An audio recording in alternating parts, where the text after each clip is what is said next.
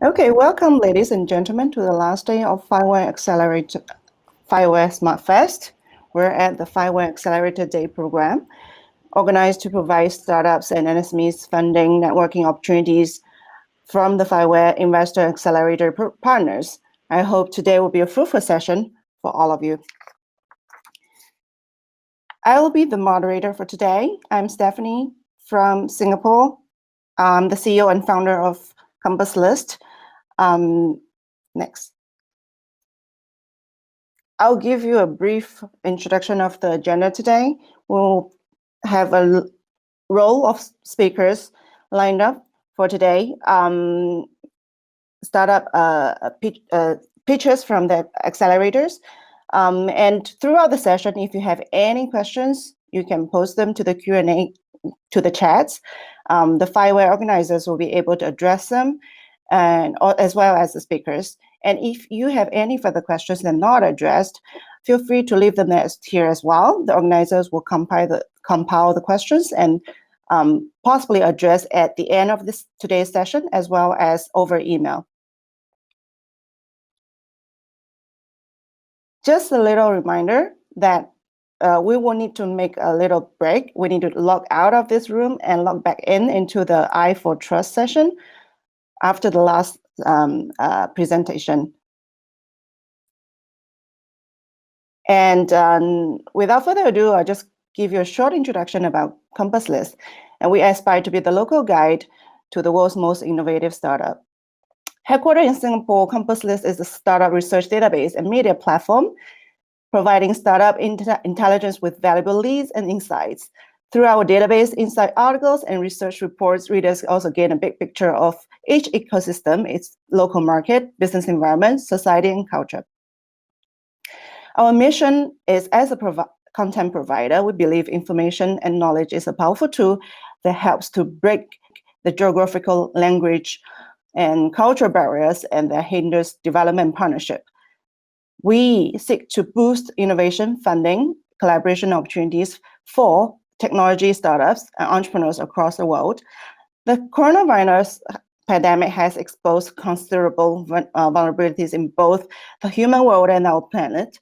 Compass is especially ramping up our effort in contributing towards a healthier and more sustainable planet for the global community and future generations. Hence, we have focused a lot of our content on green economy, sustainability, smart cities, impact investment, areas of such. Our manifesto is, hard numbers aside, we believe hard startups often begin with a need to asking to be addressed or a problem asking to be solved. CompassList, as mentioned at the beginning, aspire to be the local guide to the world's most innovative startup that strive to make a positive impact. Startup journey, we believe, from idea to product to market to beyond is usually unpredictable. Sometimes, very rarely, success happens in a straight line. A lot of times, it comes with a lot of challenges, and entrepreneurs know it very well. We at CompassList tell their stories. And our partners and subscribers choose us as their trusted source of startup intelligence because of a thorough and informed approach to research, analysis, our support for entrepreneurs, and our forward-looking insights for major trends. Our readers, including professionals from world-renowned academic institutions, investment firms, venture capital, government agencies, and many more.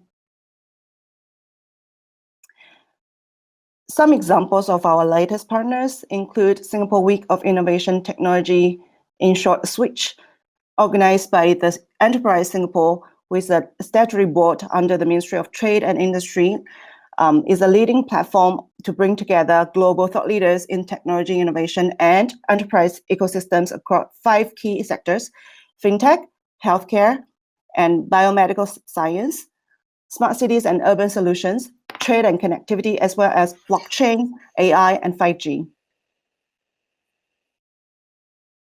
The Singapore FinTech Festival, organized by the Monetary Authority of Singapore, is the world's largest FinTech festival, which is known and for the global fintech community.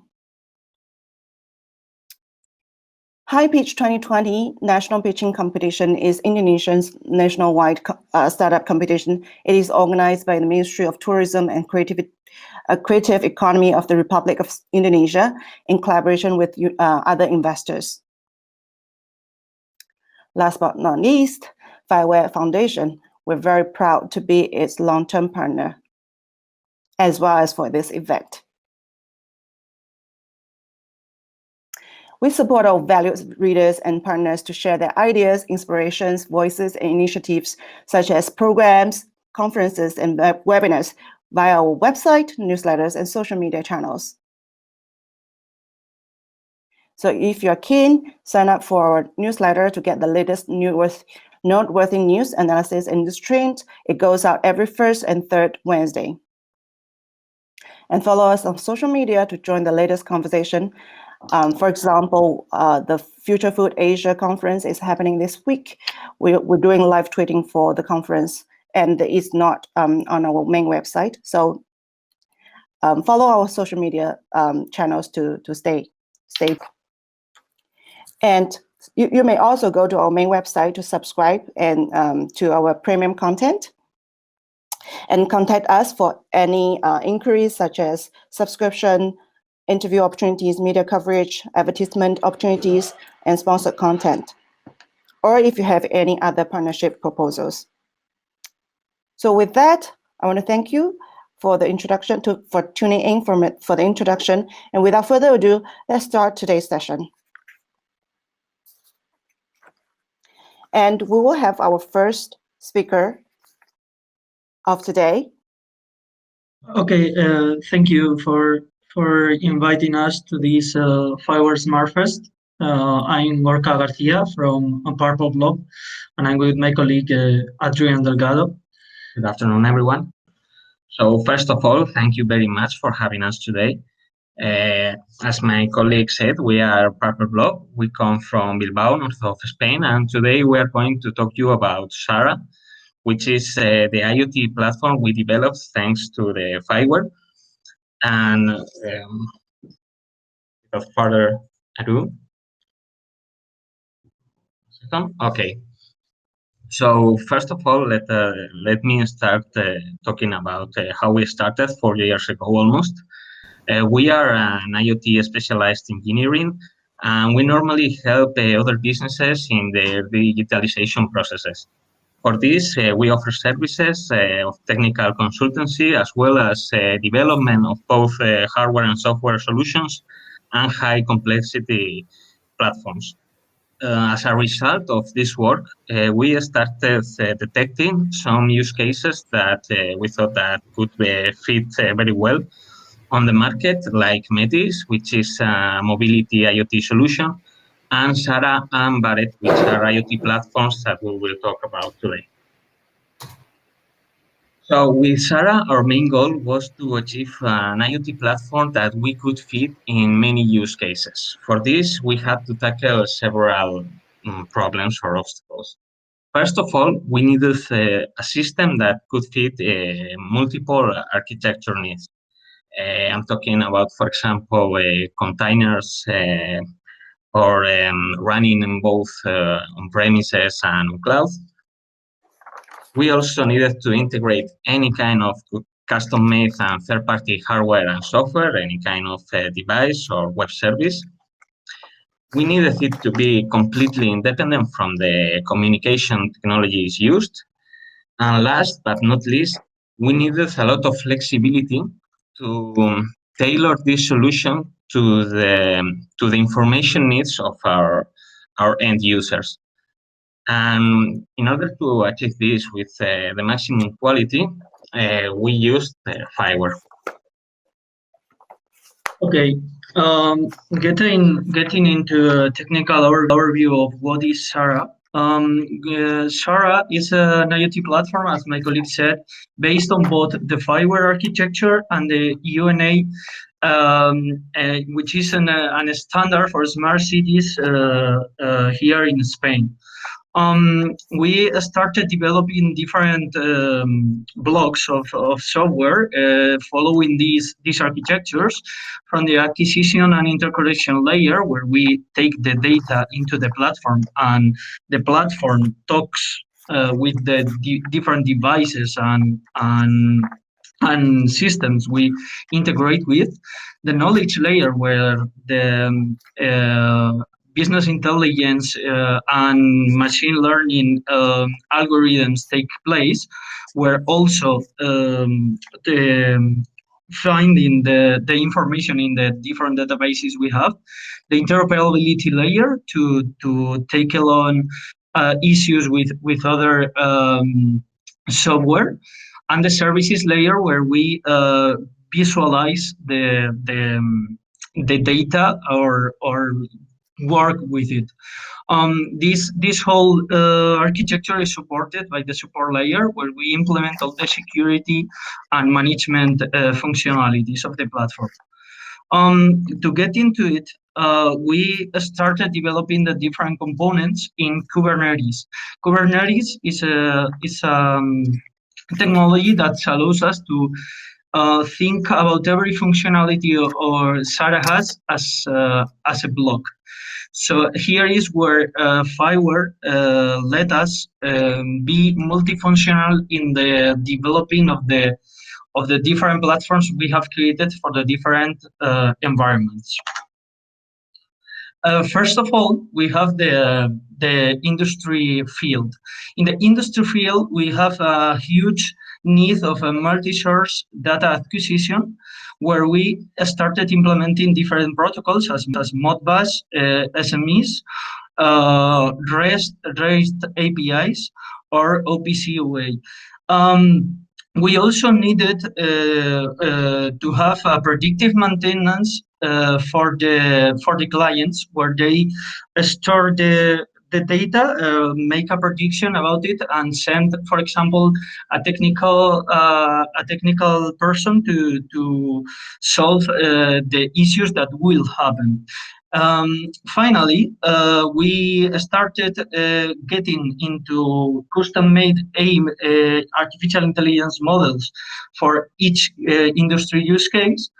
And we started also getting more complex alerts in this field than, for example, when a temperature exceeds a certain threshold. That's why we started getting into integrating complex event processors like Flink. Finally, as a visualization platform, we needed a component that could graphically display this data, and this is where Grafana came in. Some use cases where we have implemented this architecture successfully are the monitorization of different gas deposits in the north of Spain, and the configuration of these deposits from there. Okay, so as you can see on the screen, here we are monitoring an LPG deposit, and we are monitoring not only the deposit itself, we are also monitoring the sensor that is monitoring. So, for example, we can see here graphs about how full we have this deposit, and we also have the status messages from the device. And we can, for example, set an alarm if the deposit is too low, or if the sensor, for example, is reporting some values that are not within the range that we are expecting. Here, in another case, we can see an industrial dehumidifier, and this machine is monitored via some temperature sensors. We can see both the graphs as well as, again, the status messages, and we show an image of the machine itself and where are each of the temperature sensors places, so the staff can know what is going on and where could be the problem in case some alarm gets activated. For the smart city use cases we have had, We also started getting from the initial architecture, but we started getting issues from the city councils where they had already placed several cameras around the city for the municipality to work with.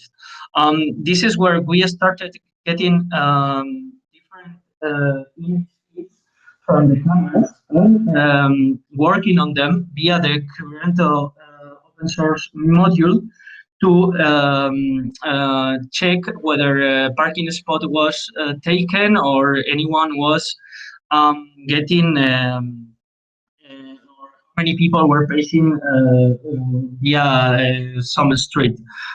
We started there also we also had the issue where the municipality had several different sensors, mostly via LoRaWAN, where we implemented the IoT agent, and also the citizen engagement and participation, where the people were talking and getting addressing problems that they wanted to get into the platform. Finally, this data is made available to the public via the CCAN Open Data module.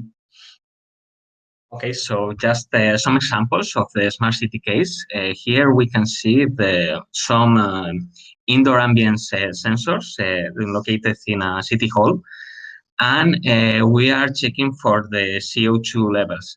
So, for example, when a sensor reports a CO2 level of above 800 parts per million, we launch an alarm that tells the staff to, for example, just open a window or take any action to avoid this situation.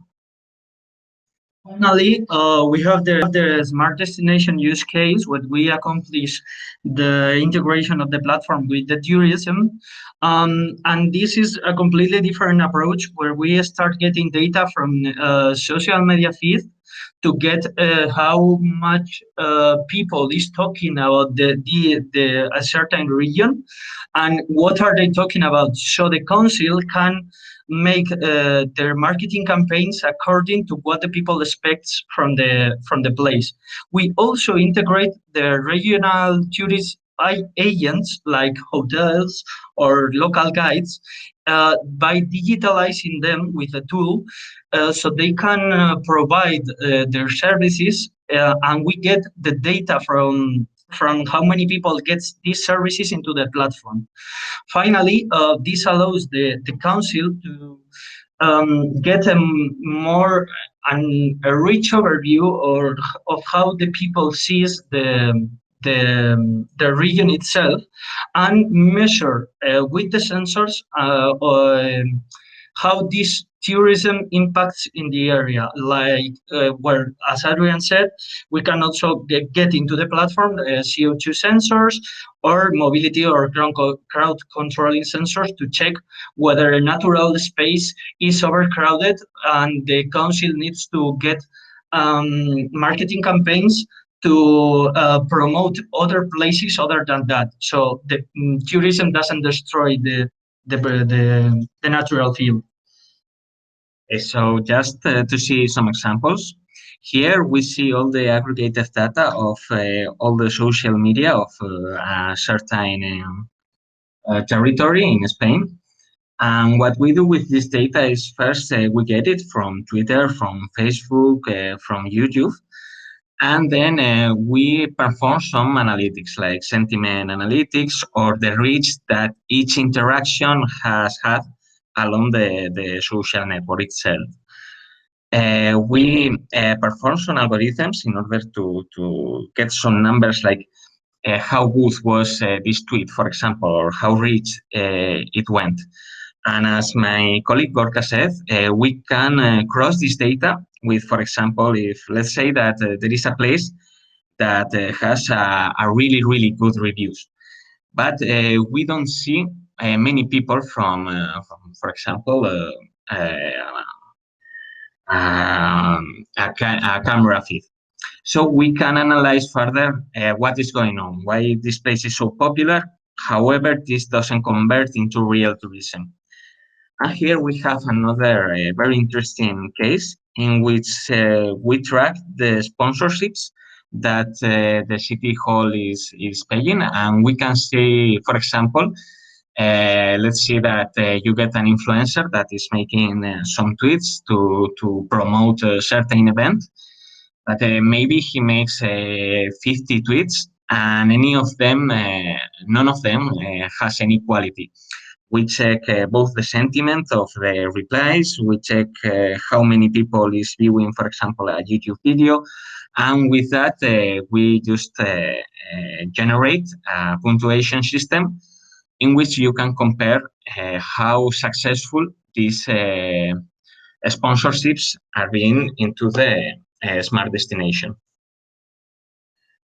So this was everything. That's how thanks to FIWARE, we have managed to build a very flexible platform, and how we are working in both industrial, smart city, and smart destination cases with but not only flexibility, but also very quickly in the deployment and in the integration of different systems, thanks to mostly the FIWARE initiative. So thank you very much again for having us.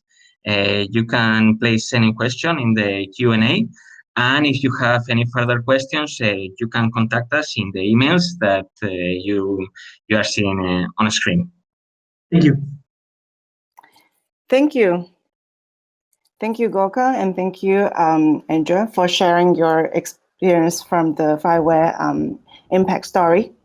And as Max and Tonya has shared in the chat audience, if you want to get more information, you may click on the links and contact them directly. Next, we have Dr. Diego López-de-Ipiña, as well as Leyre Ansorena, to share with us how FIWARE has been an enabler for the European data incubators. So hi there, I'm Diego López-de-Ipiña. Can you see my screen properly? Or could you see my screen properly?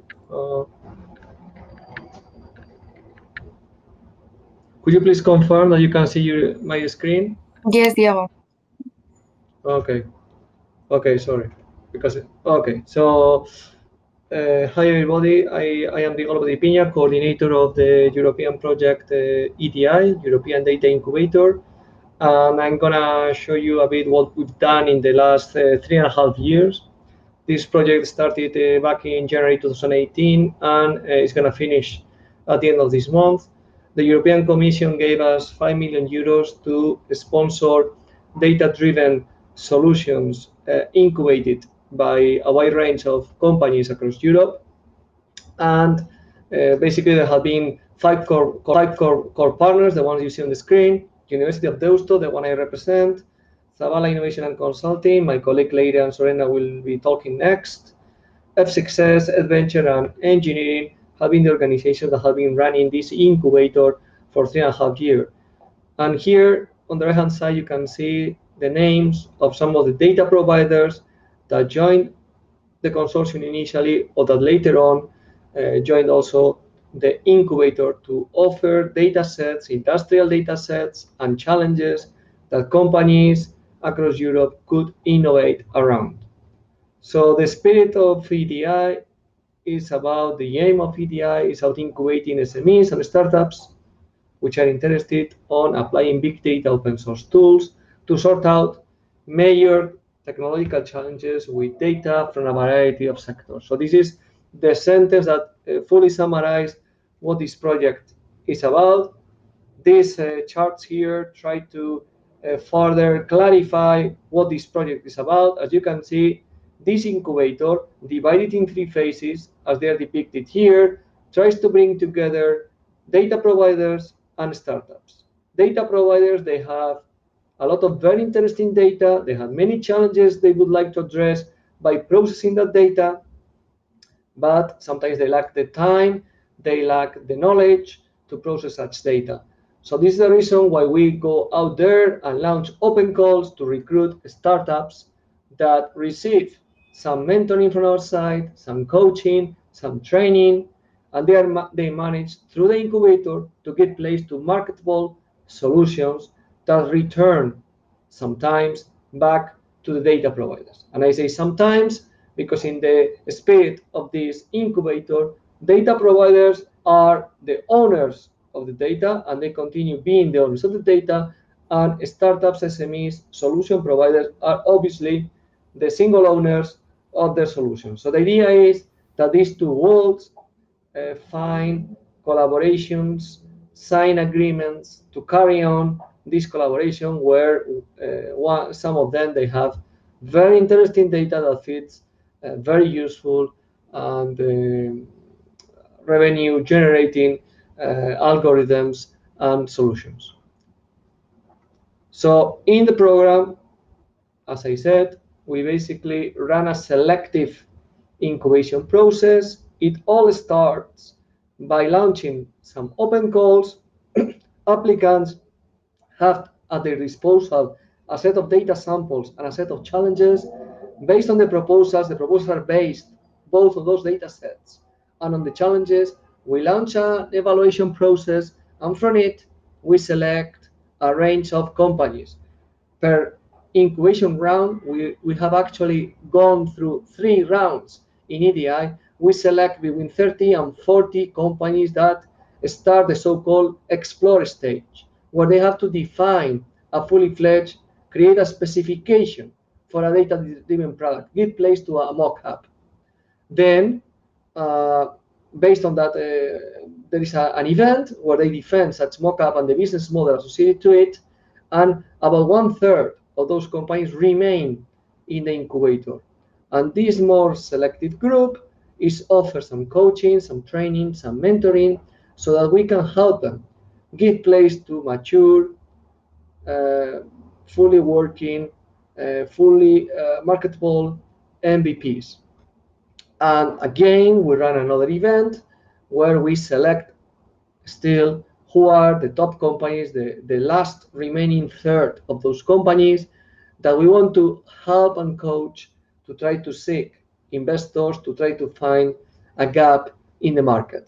So eventually, what EDI produces is a wide range of big data solutions.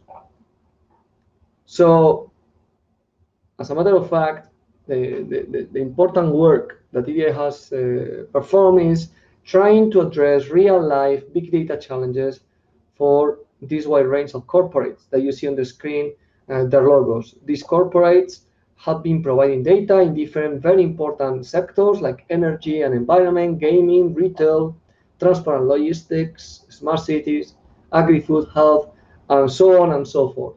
So this is the reason why, after having incubated over 100 big data products, some of them have been doing things like improving road safety, otherwise they've been predicting fraudulent transactions for some banking corporations, and other ones they have been identifying patterns in digital campaigns and among other challenges that have been addressed by the organizations that have collaborated with us.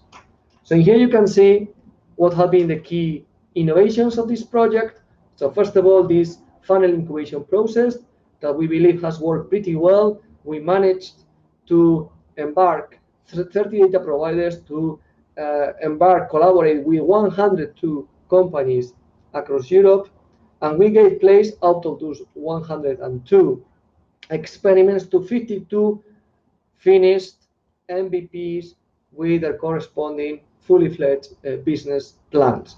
If you're interested in seeing what products these companies have created, you may browse through these hyperlinks of the presentation that target you to the portfolio of solutions provided by EDI. So FIWARE has also had some importance in the incubation process. We have promoted the usage of open source big data technologies, and this is the reason why we've been offering teams taking part from experiment stage onwards with training on FIWARE Lab and on diverse FIWARE generic enablers. As a matter of fact, we have offered all companies the possibility to host the web front ends of their solutions in FIWARE Lab.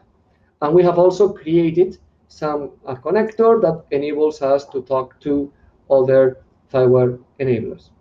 So to finish off, I will just present very quickly 2 success cases where companies that have taken part in EDI have made use of an extensively FIWARE tool. So on the screen you can see the use case of Hopu, that in this case worked for Emasesa, which is the water management company in the city of Seville.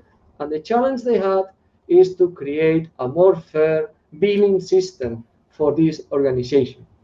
So in this process, they put in place a sophisticated architecture where you can see on the screen appear several very significant FIWARE wall components, like for instance, the Orion Context Broker, Quantum Leap API, or the CrateDB time series database. Similarly, and this is the last case I want to show up, the last success case, another company, Better, whose main core business is to produce devices, low-cost devices that measure air pollution, had the opportunity through EDI to develop their smart services around the data that they collect with their devices, and they had made a very extensive use of Orion Context Broker to be able to mix and match the heterogeneous data sources that they have tried to combine with the data provided by their own devices. So this is it from my side regarding the EDI project. I'll be alert to questions you may pose on the chat. And now I pass the floor to my colleague Leyre Ansorena from Zabala, who is going to give a short presentation about Reach, which is another big data incubator, which actually is born from EDI and tries to enhance or make it even better, this big data incubation process. Thanks a lot.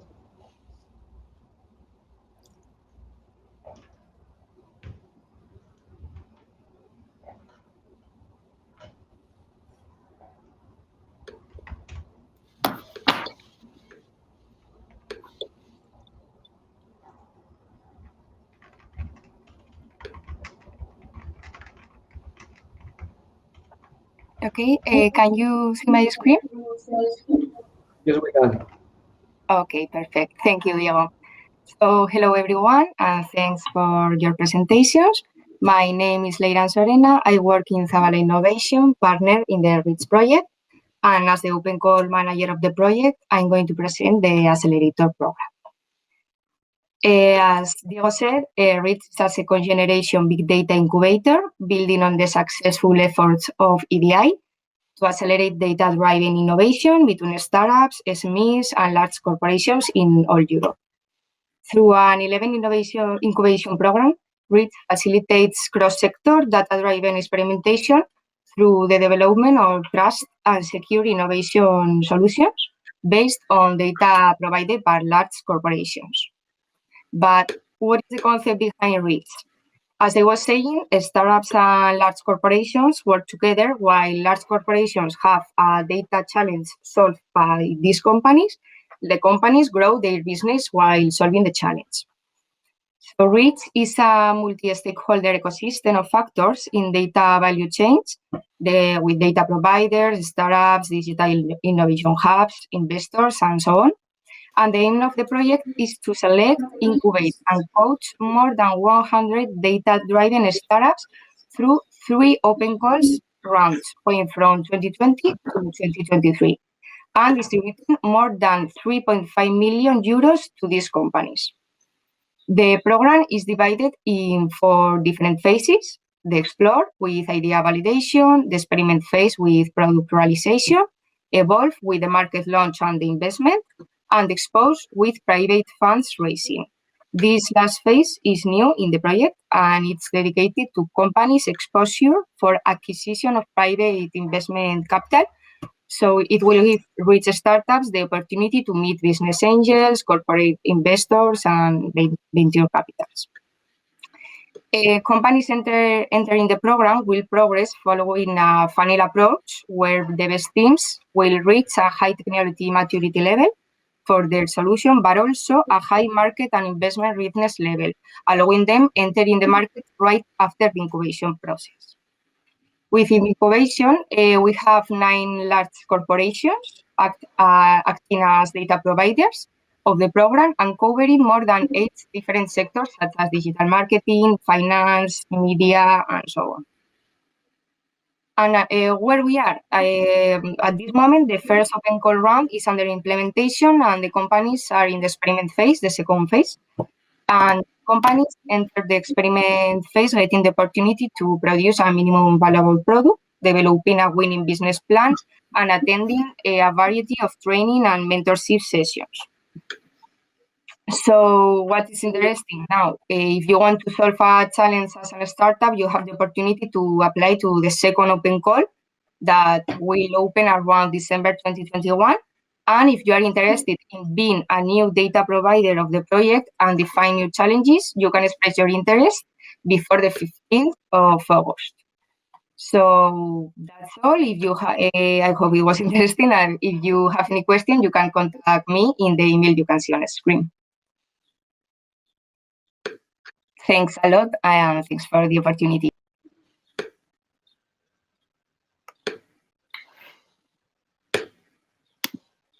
Thank you. Next, we will have Stefan Stengel, co-founder and program manager of Gateway 49 Accelerator, and he will be sharing with us the best practices for startups experienced from Lübeck. Okay, thank you very much. Can you hear me?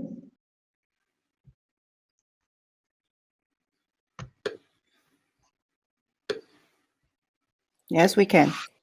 That's fine. Okay. Okay, I hope you can see my presentation. Yes. Yeah. I'm very proud that you allowed me to presentation Gateway 49 from the north part of Germany. We have a short history with Future Internetware because we start with our accelerator Speed Up Europe. It was one of the 16 accelerator from Future Internetware from 2014 to 2016. And we are supported 100 startups in this 2 years, and it was very successful. And that's the reason why we have a very close work together with the Future Internetware. Okay, let's, oh, sorry.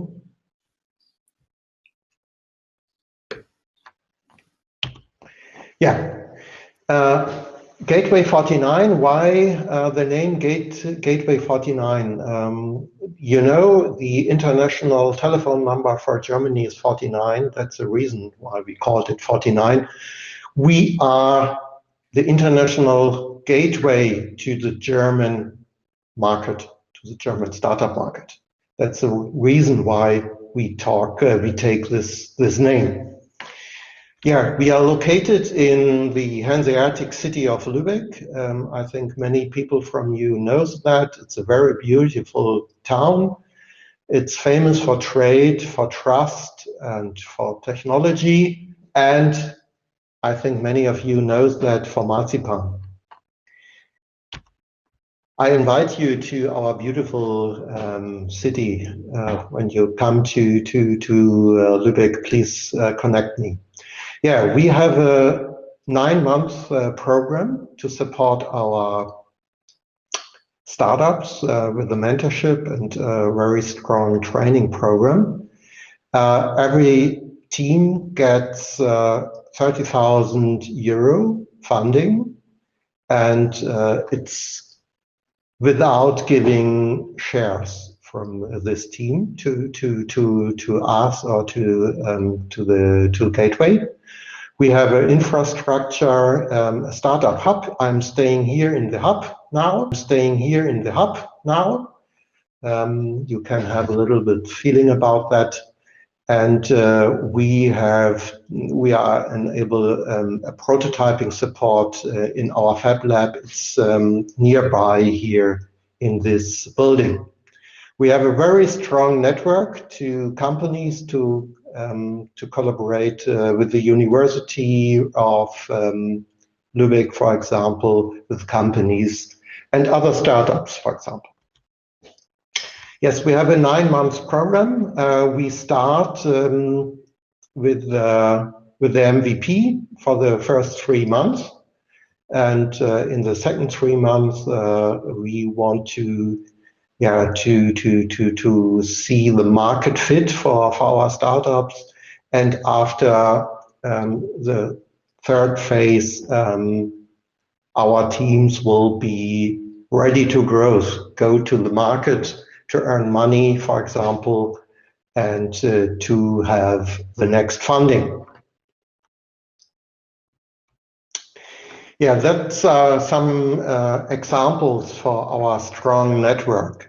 We have a very strong connection to the company clusters in the north part of Germany. For example, for the Life Science North, it's a life science cluster in the north part of Germany with Hamburg and Schleswig-Holstein, for example. A very famous company is Dräger. Dräger is a very strong partner from us. It's a very famous company in the world.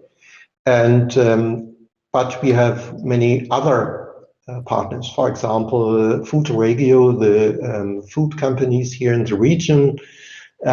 We have a very strong food market here. And for example, Smart City Cluster here in Lübeck with the Stadtwerke holding here in Lübeck, for example, and other companies. And the next big part is the Log-Regio, is the logistics part, because Lübeck is very close to the Baltic Sea. Yeah, that once more some companies from Schleswig-Holstein, from Hamburg, for example, and we have a public-private partnership. These companies will pay the half of our budget for our teams and for the program, and the other half of our budget comes from the government from Schleswig-Holstein. Yeah, that's some examples from our mentors. We are very proud for our many famous mentors. They are all working for free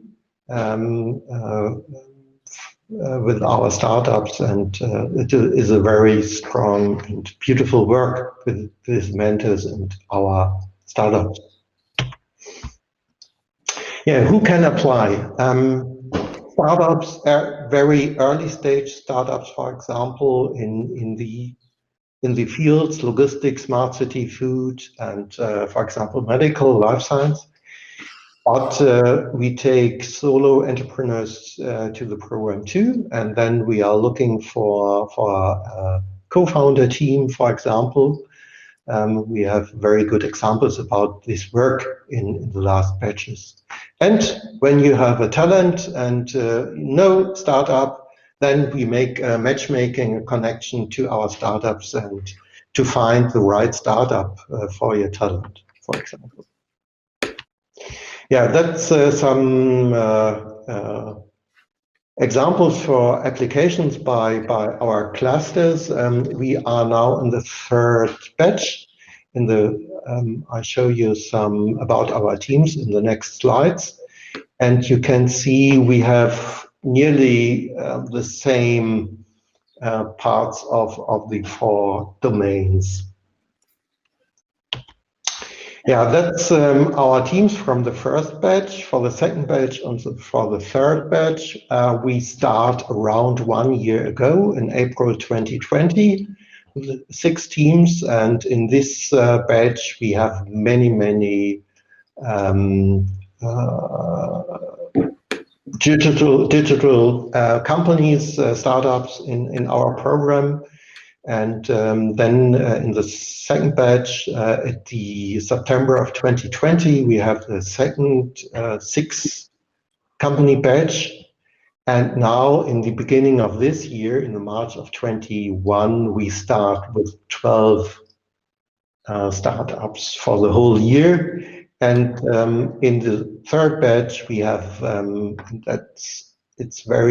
we are very proud because we have many women teams now in our batch. We have around half of the companies are founded by women.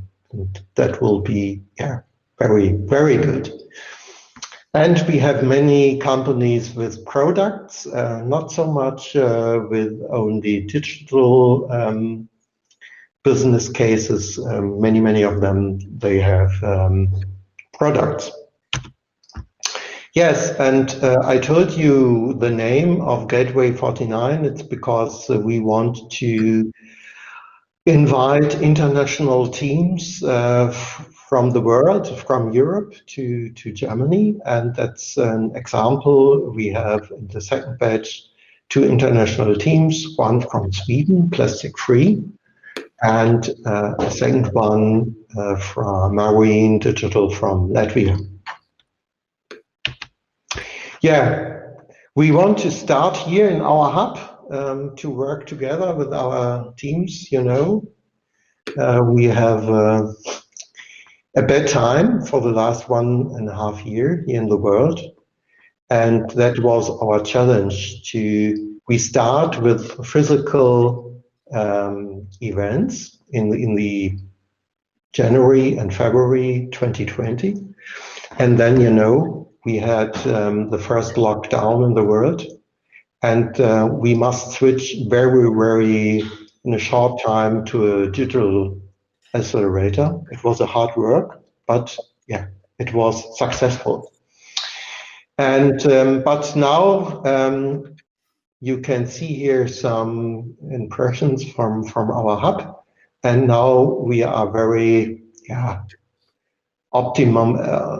optimistic that we can have work together in the second part of this year to have a live work together with workshops and coachings and so on.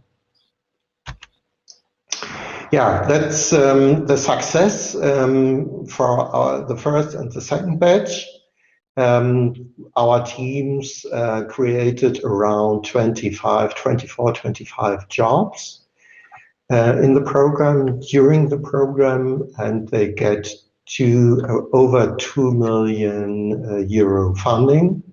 And one of our companies get an offer for takeover. Yeah, next steps and goals, more international relations. We want to work together with other accelerators in Europe, to have a change program with our startups. That will be very nice. Please connect me when you have an idea or you want to work together with us. It will be very fun. Yeah, get in connection to me. My name is Stefan, and in the next slide you'll get my email address, or when you have questions here in the chat, in the Q&A session, you will very welcome. Thank you very much for your time, and have a nice more time in this event. Thank you very much. Let's move on to the next speaker. Jorian Boss from EIT Digital. Present to us the best business networking mentoring opportunities for SME and startups. Super, 1 second, I have to share a screen. Now you should be seeing my screen, correct? Can you hear me? Yes. Yes, that's correct. We can hear you and we can see your screen. Okay, super. Well, welcome everybody. Jorian Boss from EIT Digital, corporate digitalization consultant for EIT Digital. EIT Digital is part of the EIT EIT is fully initiated by the European Commission. The EIT is the European Institute of Innovation and Technology, and underneath the EIT there are a number of departments, and EIT Digital is one of those. The nice thing about the EIT Digital is that we're quite cross industry or industry agnostic, because what is these days not digital? So we have a lot to offer if it considers climate, energy, food, health, and so forth. We offer a number of services, but I do have to say there's a lot going on in EIT. If you reckon that the full funding from the European Union is 4 billion per year, there's a lot happening in these different departments. So if this, what I have to offer, is not so relevant for you, please do reach out to one of the other departments, which you can find through the central website. If we look at EIT Digital, we have 3 different focus points. We basically focus on corporate collaboration, we focus on scale-up collaboration and everything that is connected to that, and we focus on education. If you look at the innovation line, we have a corporate partnership program. This is a paid program for corporates. It's also not really what I'm concerned about, but it's good to know when corporates are part of that corporate partnership program, then they can send in any kind of innovation plan, and we can basically tap into the 4 billion and see whether that project is relevant for improvement of innovation and technology in Europe. Then if you look at the education line, we basically produce master programs that we see are missing in the educational sector. Next to that, logically, we collaborate there with all kinds of universities and educational organizations. Yeah, sorry, I thought somebody was asking something in between. And then the business line, this is my specific focus point. What we do there, we focus on scale-ups, basically finding the best scale-ups in Europe, going through a validation process. And we try to bring those 3 worlds together. So we try to find people and educate people that are needed in the scale-up environment and in the corporate environment.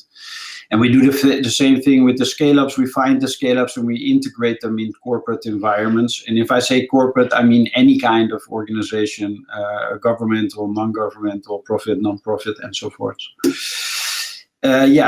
To give you a little bit of visual aspect of why we are doing this work, this is because we often see that the European Union is, of course, investing a lot of time and effort into creating beautiful ventures. But often what we see is when we see, for example, a Spanish company, we see that they are having a hard time to scale through Europe because of language, because of cultural barriers. And often the consequence of that is that a Spanish company will find their way to America easier because they just have to translate into one language and more or less one culture, not stigmatizing the Americans. And so what we do, we validate the best technologies. We have 16 different office spaces throughout Europe, one in Silicon Valley. And from those office spaces, we have native speaking people who have warm conversations with corporates. And in those conversations, we try to trigger and to figure out what is going on in the organization and connect that with those validated European best performing scale-ups that we have in our program. Underneath here, you see a number of corporate partners. So that more or less, in the core, we're offering a complementary scale-up technology service for any kind of organization, bigger scale organization in general. We select, we find, we validate, we integrate, and together by doing that, we're making sure that corporates collaborate with the right companies and not with startups that won't be there in a year from now. And by doing that, we're making sure that the European Union will digitalize a little bit faster than it would do without us doing this work. We do focus on broadly applicable technology as we try to find technologies that are generally interesting for a broad diversity of corporates. So summarizing, we find the best digital solutions. We go through an extensive selection and validation process with a focus on corporate digitalization. A little bit more detail on the validation process. We have a yearly challenge, which I logically would invite any one of your SMEs, scale-ups, startups to join. We just went through the process. We just finished up the selection for this year. The companies, the scale-ups that win that challenge, they get an entry to the program, and we have $250,000 to support them in their growth. The reason why we do this, I already covered. Other than that is, of course, a centralization of corporate scouting activity. Because why would one corporate need to validate the technology while we, as a third objective organization, already did that? In an ideal world, we would cover all technology in the European Union. Unluckily, we don't have enough budget to do that. We also look at investment topics because from our perspective, a good scale-up is a scale-up that doesn't need money, but wants to have money to scale faster. And this says a little bit about the DNA of the scale-ups that we are searching for. It's not only whether they have a service for a corporate that can be interesting for the corporate, but we can also look at, can there be a service that can be white labeled and offered from the corporate to the network? Are there reseller agreements possible? We're, of course, always looking at other acceleration and incubation programs. Therefore, also my reach out to any digital innovation hub to connect and see what we could do together. And as said, we also look at investment topics. So we also talk with the corporate venture departments where we try to figure out what their focus points are. So we could potentially get a European investor versus an American investor, because this is one of the big problems the moment that these scale-ups get picked up by America. They get pulled out of the European ecosystem. Then it's damaging both on a technological but also on a financial level. Logically, you also look at the POCs of these scale-ups. A bunch of them offer free POCs because they know that when they're getting integrated, that it's for the long run. But yeah, so we are a bit like a plug and play. The big difference is that we are European funded. So we actually don't ask, some corporates are paying 300,000 euros, knowing from my network, on a yearly basis to plug and play, which is beautiful. With us, you don't have to pay for it. The other side of the story is that plug and play and those kind of commercial organizations, they search for you on topic. We are limited to the quality that we have to offer in the organizations that we have validated. So you can always, no, sorry, it's a bit of an echo. You can always reach out to me with a request of, hey, I'm searching for this kind of technology. You have it, but I will be limited to the companies that we have validated because that's the quality that we offer. And then to make this a little bit more relevant for potentially also digital innovation hubs and other similar organizations, accelerators that are tapping in at this moment. What we often see when we try to integrate technology is that when I am talking to a chief innovation director or a CTO or head of digital or head of transformation, we often see that when we see a number of relevant technologies, that they have to cross-check that with the specialists in the organization.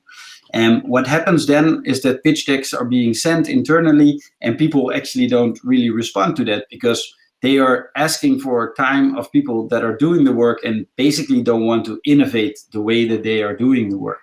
So this is a blocker. And for that reason, what we try to do is we try to produce digital innovation sessions. So if this is for a corporate, it will be the corporate who initiates it with us. We will have a list of technologies and we will basically present those technologies towards the different people in the organization. And this has proven to be a very valuable way of getting over that barrier. And on top of that, this can also be an interesting approach towards doing co-branded digital innovation sessions with EIT Digital or your digital innovation hub.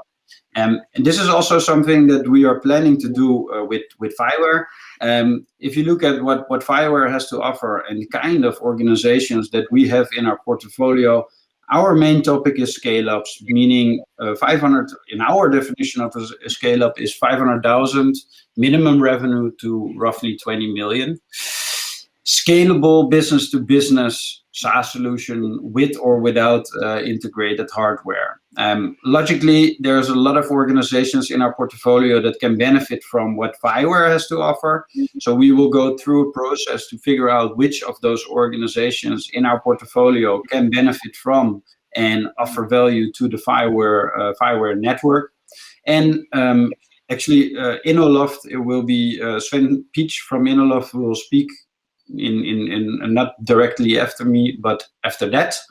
And he will tell you a little bit more about Innoloft, which is a SaaS platform for innovation ecosystems, and also a very relevant and interesting platform to produce and present events.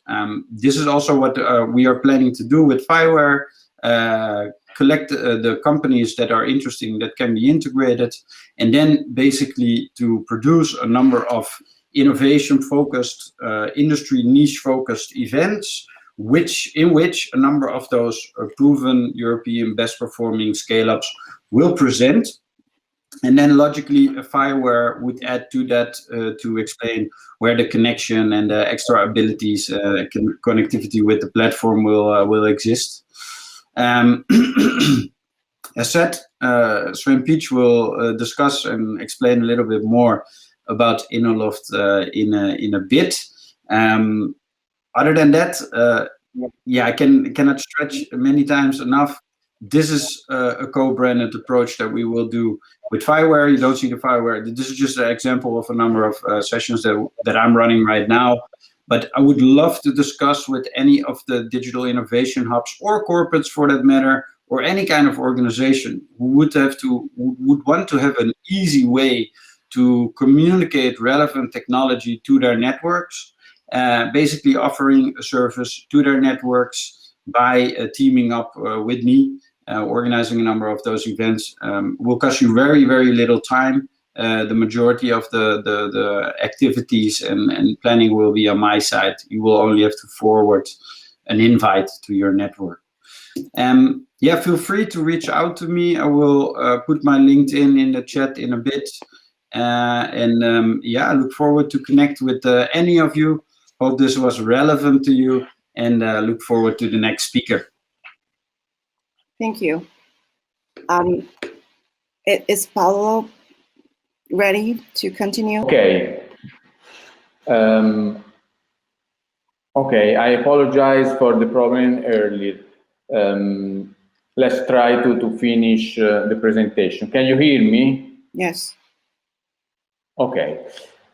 So, who we are? Our main sectors are information technology, mainly focused on the Internet of Things, microelectronics, advanced manufacturing and robotics, and biomedical devices.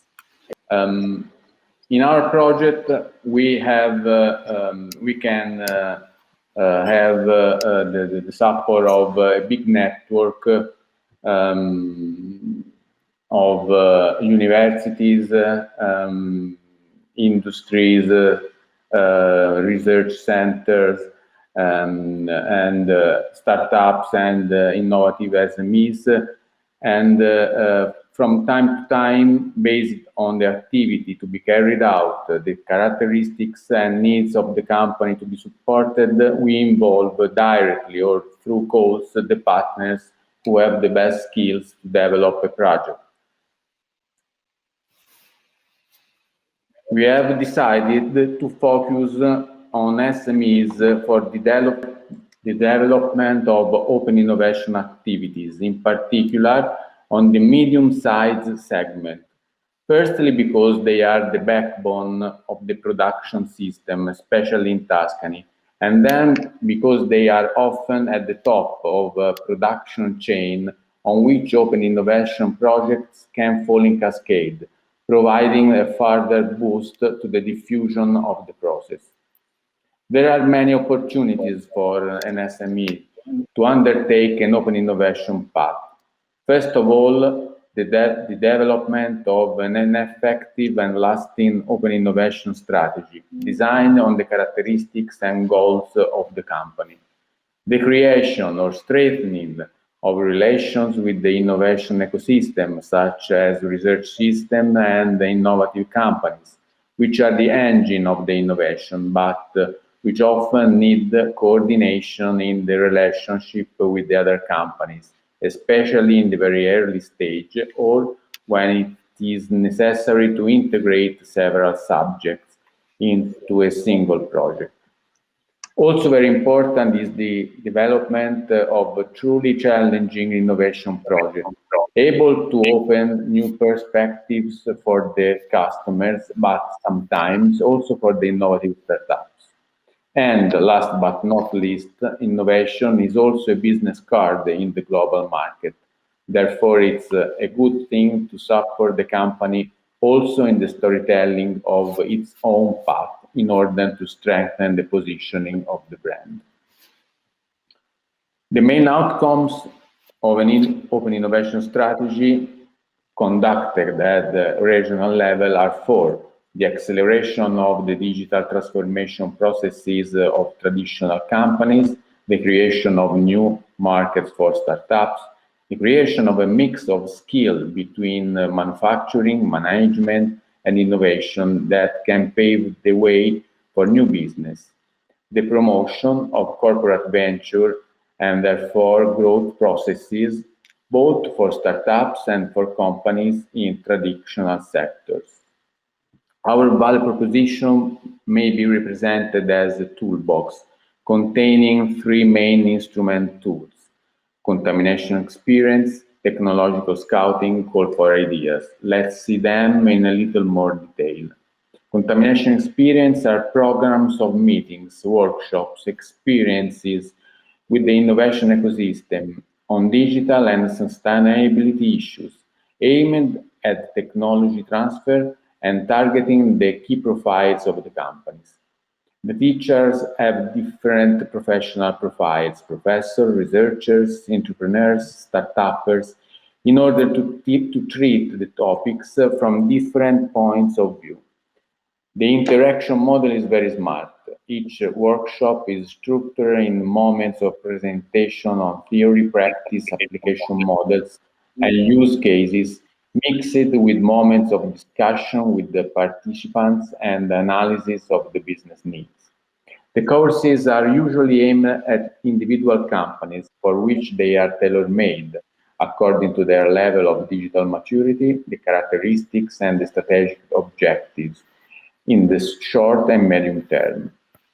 Through the contamination experience, we want to increase the company's overall propensity for innovation, to transfer a methodology and operational tools for the definition and management of corporate innovation programs.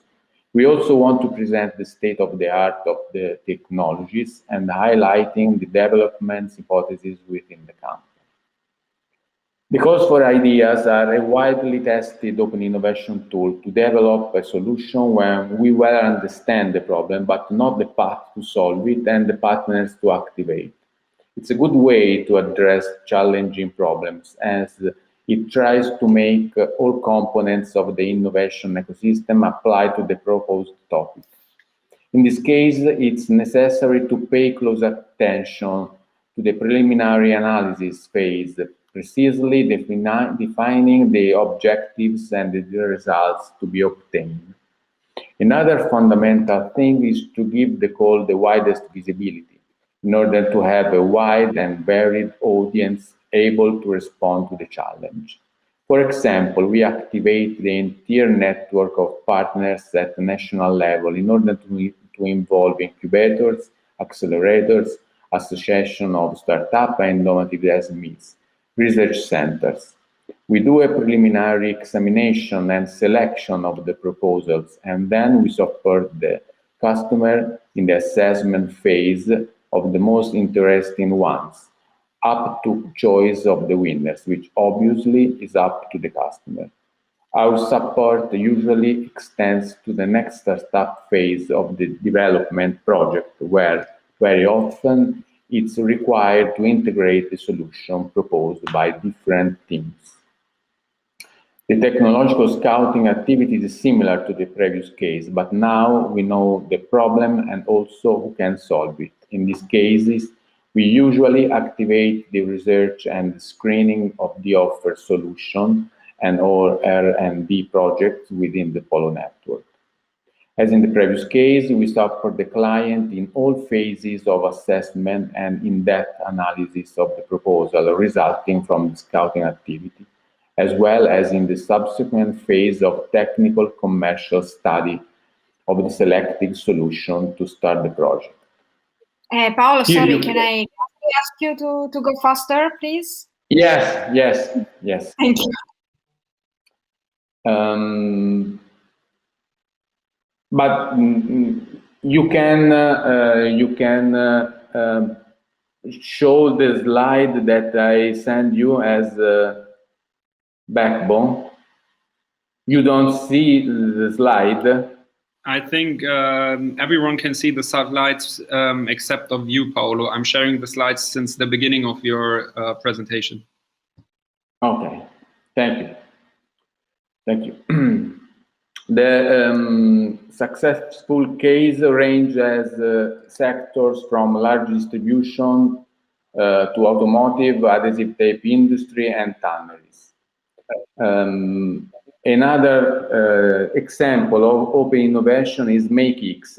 MakeX is a 2-year regional project started in 2019 to help the growth of a new generation of entrepreneurs and digital artisans through new organizational models and new ways of designing and building things based on manual skill, technology, collaboration, design, and sustainability.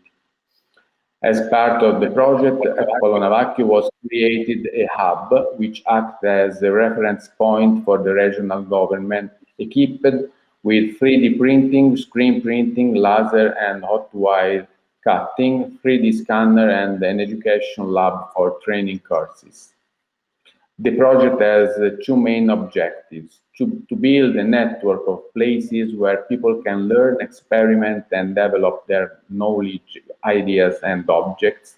And the second objective is to make available a series of tools to strengthen the digital manufacturing labs already present in Tuscany and create new ones. Thanks to the different skills in the network, it was possible to carry out many activities involving lots of subjects, such as digitization of cultural heritage, training and workshop activities, work-related learning program, and etc. Some numbers generated in the last 3 years by Polo Navacchio Open Innovation activities. More than Sorry, Paolo, 150. I have to cut you. Could you please conclude in 1 minute? Yes, thank you. More than 150 connections, most of them concern startups and innovative SMEs and research centers. It means, in our opinion, that pushing the open innovation model on a local scale represents a formidable engine to support the growth of startups, applied research, and innovative companies in general. So, I'm going to close. What's the Tuscan way to open innovation? In our opinion, is to keep together tradition, research, and innovation, love for the territory, its history and art and landscape, and combine them with new sustainable exploitation models based on creativity, artisan, small and medium manufacturing, and digital transformation. All of this is very complicated. It takes a lot of time and energy, but it's a source of great satisfaction for those people that have the luck to participate in this venture. So, thank you very much, and sorry again for the issues that I have with the connection. No problem. Thank you, Paolo. And just since we're very aware of time, we're 30 minutes behind schedule. If I can remind the rest of the speakers to stay within the time slot, If not, best that you could speed up. Next week we have speakers Sergio Gusmeroli, who is a researcher coordinator from the Politecnico di Milano. Hello, good afternoon. So I'm coming from Politecnico di Milano, and I'm the coordinator of a project, a European project which is called AI Regio. Why am I here? Because AI Regio has an open call which could be of great interest for startups and scale-ups who are adopting using FIWARE technologies. And this is the main message of my presentation. So beyond saying about the project, it is a European project, Horizon 2020 project. And the key point is that we have four main keywords. Keyword number one is regional dimension. So the project has a regional dimension. So we invite SMEs, startups, and scale-up to get in touch with their regional representatives, in particular the digital innovation hubs of the region, and to build a mini consortium in order to apply to our open call. The technology asset that you could bring must be open source, and of course FIWARE is the best solution also for our project in order to accomplish this task. Which is the application domain? The application domain is, from the technological side, AI, so artificial intelligence. We are looking for artificial intelligence related experiments, and we are looking of those experiments applied to manufacturing SMEs. And so it is a call for manufacturing SMEs. And the objective is to select 8 SME-driven experiments to complement our current landscape of experiments. And so in the domain of AI for manufacturing. If you are successful, you will receive up to 100,000 euro equity free, and you could use this amount of money to perform your experiment. The experiment should have a duration of 8 months and should be in one of the 2 topics that you see on the left-hand side. On the one side, Industry 5.0 and collaborative intelligence, AI-driven solution, and manufacturing data spaces and data for AI pipelines. I will spend a few words to explain what these 2 topics are, maybe for those of you who are not quite familiar with our domain. So topic number 1 is Industry 5.0. I believe that all of you know what Industry 4.0 is. 5.0 is the evolution of a 4.0 with a threefold perspective. First perspective, human-driven manufacturing. So we are going really to consider how the humans could interact with smart autonomous factories. So factories which are becoming more and more automated, which is the new role of the humans. And this is the first pillar of Industry 5.0. The second pillar is green transition. That is, manufacturing companies should adopt programs and projects in order to have less impact on the environment in terms of water consumption, energy consumption, raw material consumption, waste production. And third, resilience, and this is something that has been very important in the last months. That is how the manufacturing industry could survive in the case, for instance, the value chain is broken. For instance, by the pandemic, we are so if my orders are reduced by 30%, 40%, or 50%. And we need also to find a new dimension for the human workers, as I said. And so this is what we are asking for topic 1.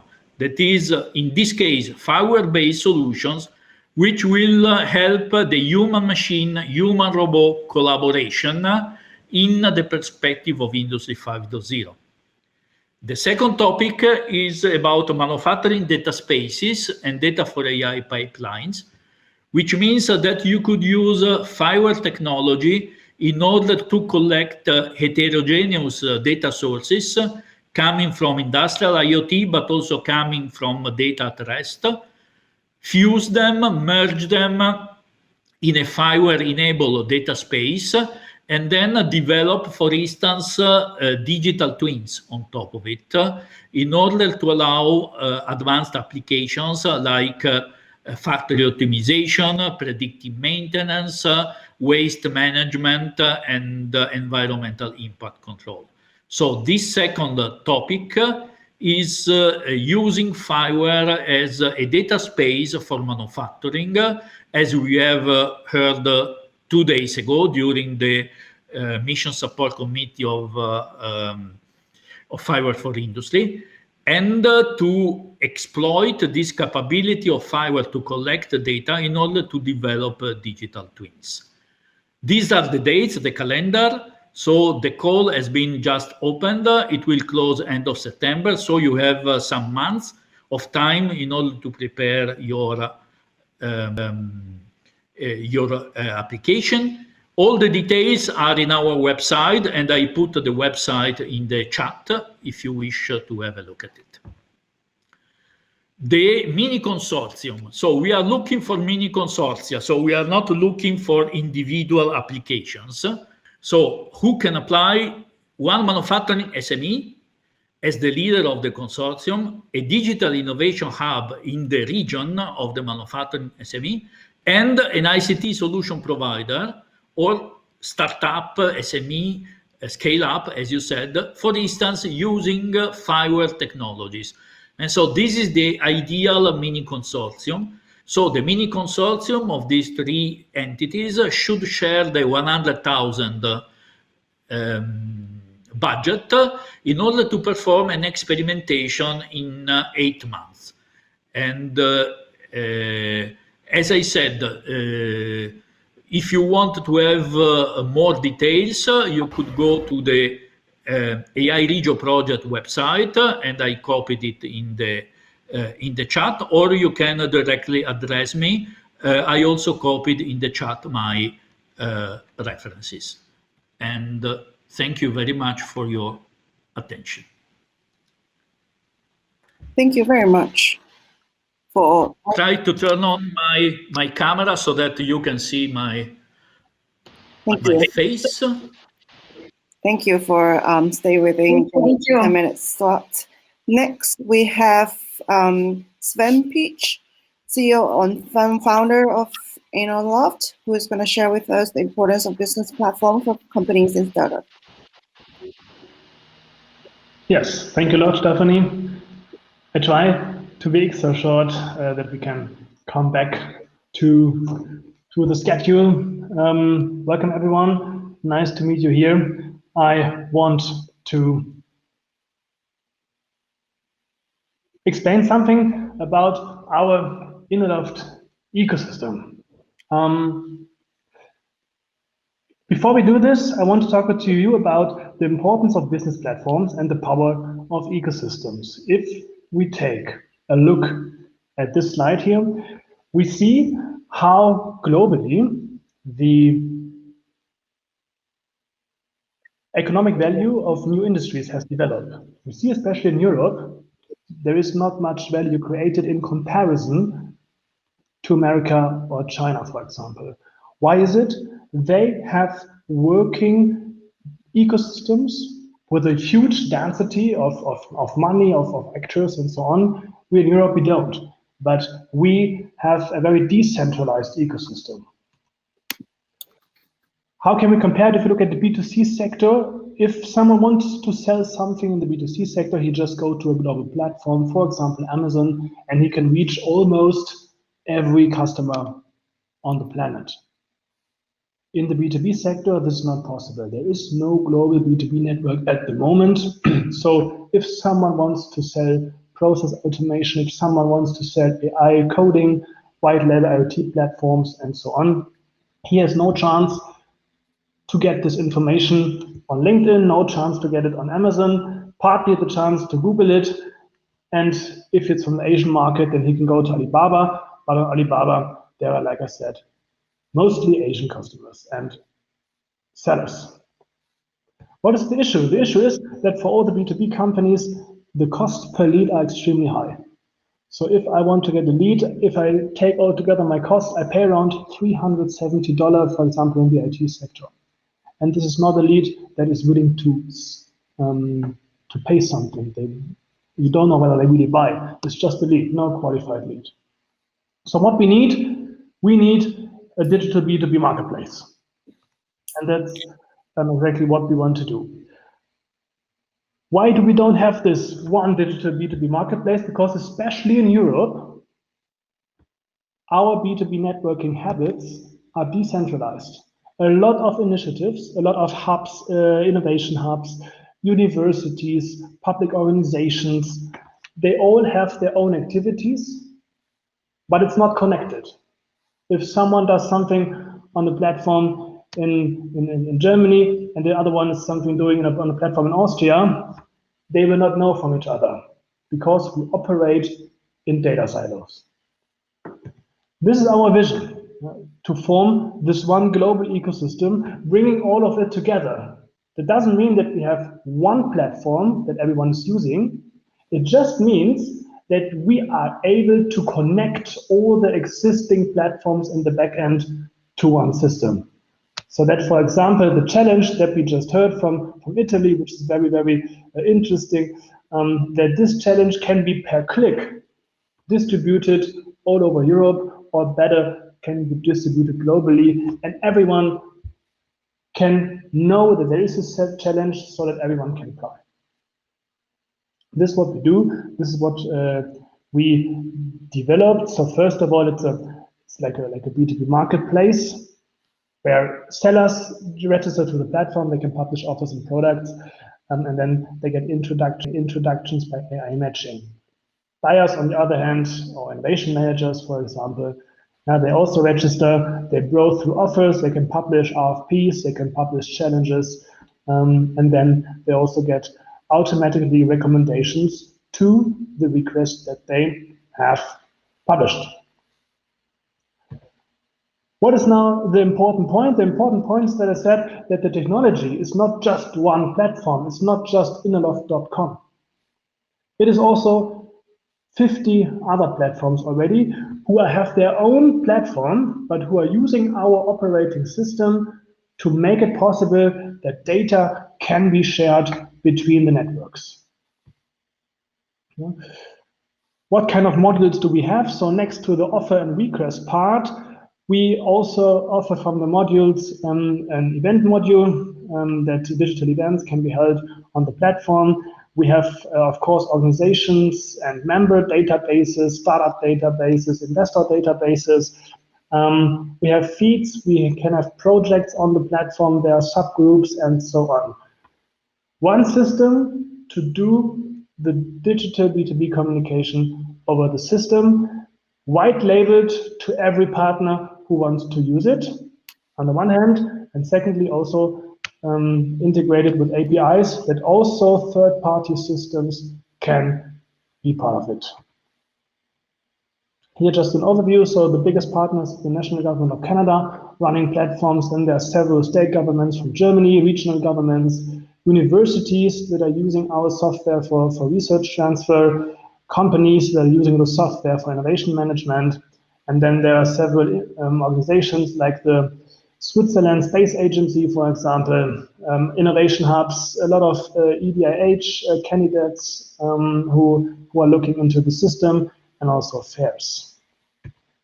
Yeah, and what I already said, we want to reduce data silos. If you look at the FIWARE website, I can clearly see that there are closed visions, right? Because this is what FIWARE writes on the website, and we talked about it the whole day already and the last days as well. Yeah, we want to reduce data silos. We want to make it similar and easier to have one data economy, and this fits our vision perfectly. And this is why FIWARE and us started a few weeks ago, actually also a cooperation that is mainly focused on two parts. So first of all, that we have the community and marketplace integration. What does it mean? That means that all the offers and solutions based on FIWARE technology can be brought to our ecosystem so that people in our ecosystem can take advantage of the things that have been developed, point one. So this is like a content cooperation, right? On the other side, people from our network who are looking for solutions can go to the FIWARE community and get the information from there to get the FIWARE technologies into their projects. And second part, we also try to do a technical integration that it's even more easier to connect both ecosystems, because definitely what FIWARE offers and the FIWARE technology, if we can integrate this into our ecosystem, we of course would be even more open for other and third-party systems that are also running on FIWARE to get a part of the ecosystem. And I'm very happy that we can do this together. And with these words, I already want to close. I hope I saved some minutes. Thank you a lot for the possibility. And yeah, looking forward to the rest of the talks. Thank you. Thank you, Sven. Next, we will have Valentina Grelia from Vivicorn to share with us business support and access to finance. Yes, hello everyone. Valentina, sorry, before you start, just yes, sure. To our audience, that's we are a bit late for some technical problems, and the session after us, so the i4Trust session, will start with 10 minutes, 15 minutes late. And so stay with us in this session, and then we together go in this other fantastic session regarding funding opportunities for SMEs and startups. So stay here, and then we will move to other session. Thanks. Please, Valentina. Sure. Thank you very much. Can you just tell me if you can see my slide and everything works? Yes. Okay, perfect. Thank you very much, and I will try to squeeze some part of my presentation.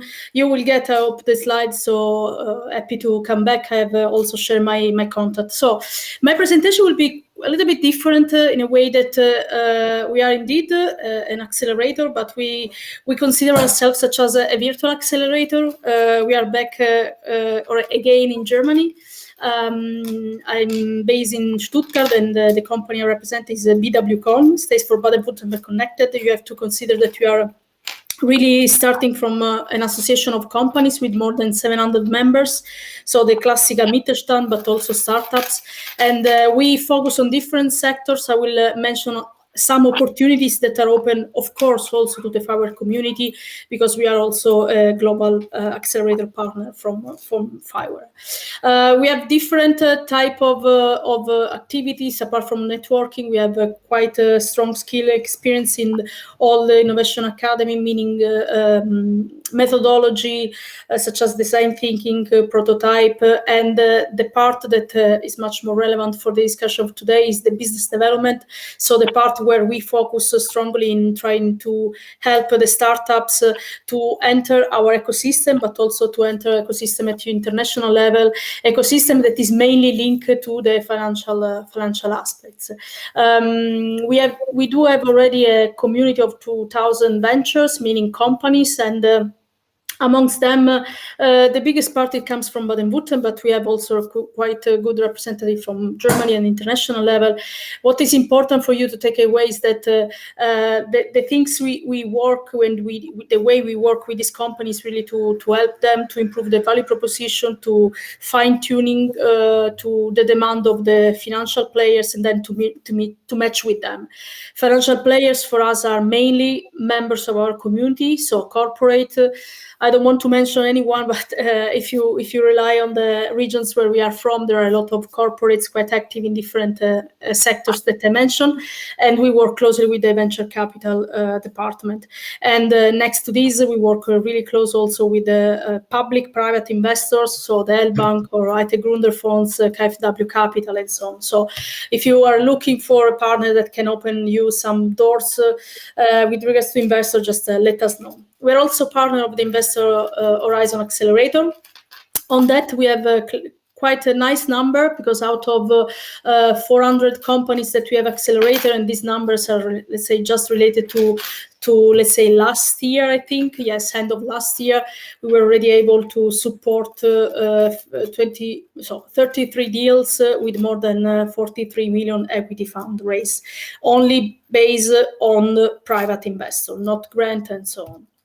Another focus or an interest call for you or any of the partners or members of your accelerator as well is an initiative from the Commission that we are coordinating. The name is DT2 Invest Launchpad, and here the focus is artificial intelligence and blockchain. And what we do, we try with the Commission and different member states to define the new investment strategy for Europe. So it's strongly related to the activities the European Investment Funds, European Investment Bank, and also the new InvestEU program will guide for the next years.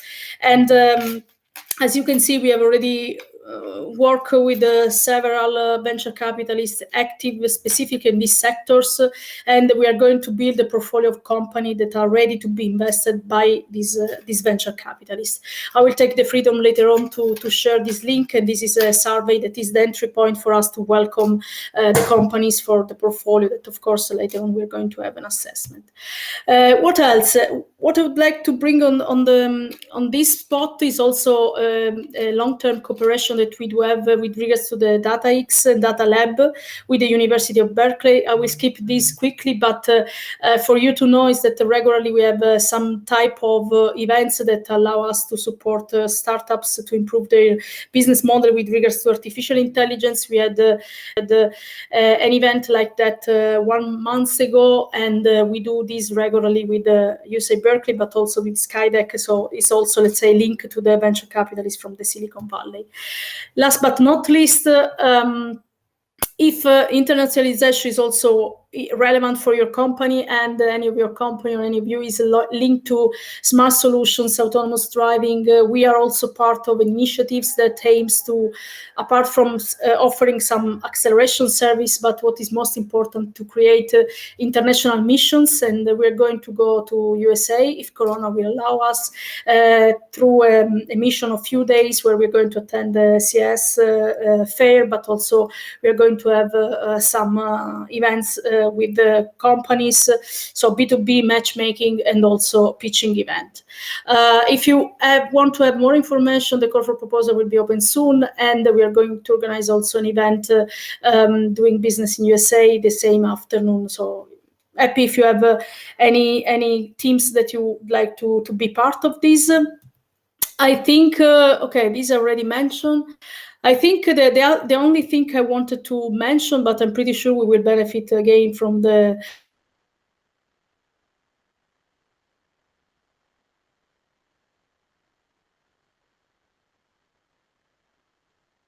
and blockchain sectors and applied on manufacturing sectors. It's more or less similar to what the colleague from Polyme was mentioned before, but I will be more than happy to share more information in the future. And if you want to enter the Baden-Württemberg ecosystem, we are going to have our event on 20th of October. So there will be also opportunity for you to be exposed to our members. I think this was, I hope I didn't take a lot of time. I will happy if you would add me on LinkedIn or write me an email. Apart from this, if there are any questions, happy to answer. Otherwise, it was a pleasure. Thank you so much, Valentina. You're welcome. So soon we're coming to the last presentation of today. We'll welcome speaker Giuseppe Pipicella to share with us all you need to know about legal issues to have a successful startup. And after that, we will have to close the session, and all of you are invited to join FIWARE's i4Trust call, open call in another session. So now I'm trying to upload the presentation. Okay, thank you very much.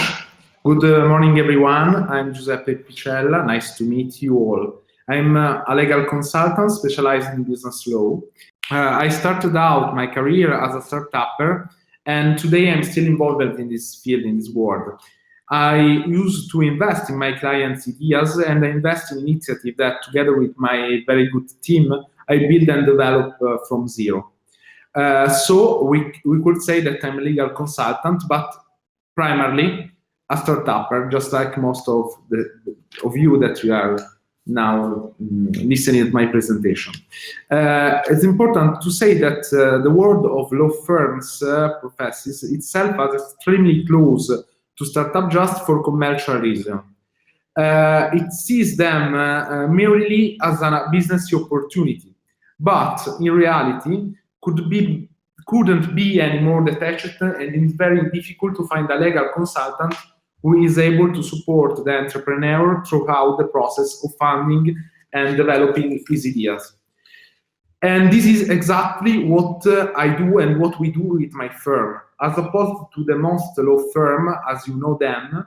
And in addition to our entrepreneurial background, which, as we will see later, inevitably influences the way we work, the approach we have is made of 3 steps. First of all, we meet the client. Then we let him tell us about his idea, and then we decide together with the client whether the idea makes sense as it, or it needs to be modified or adjusted.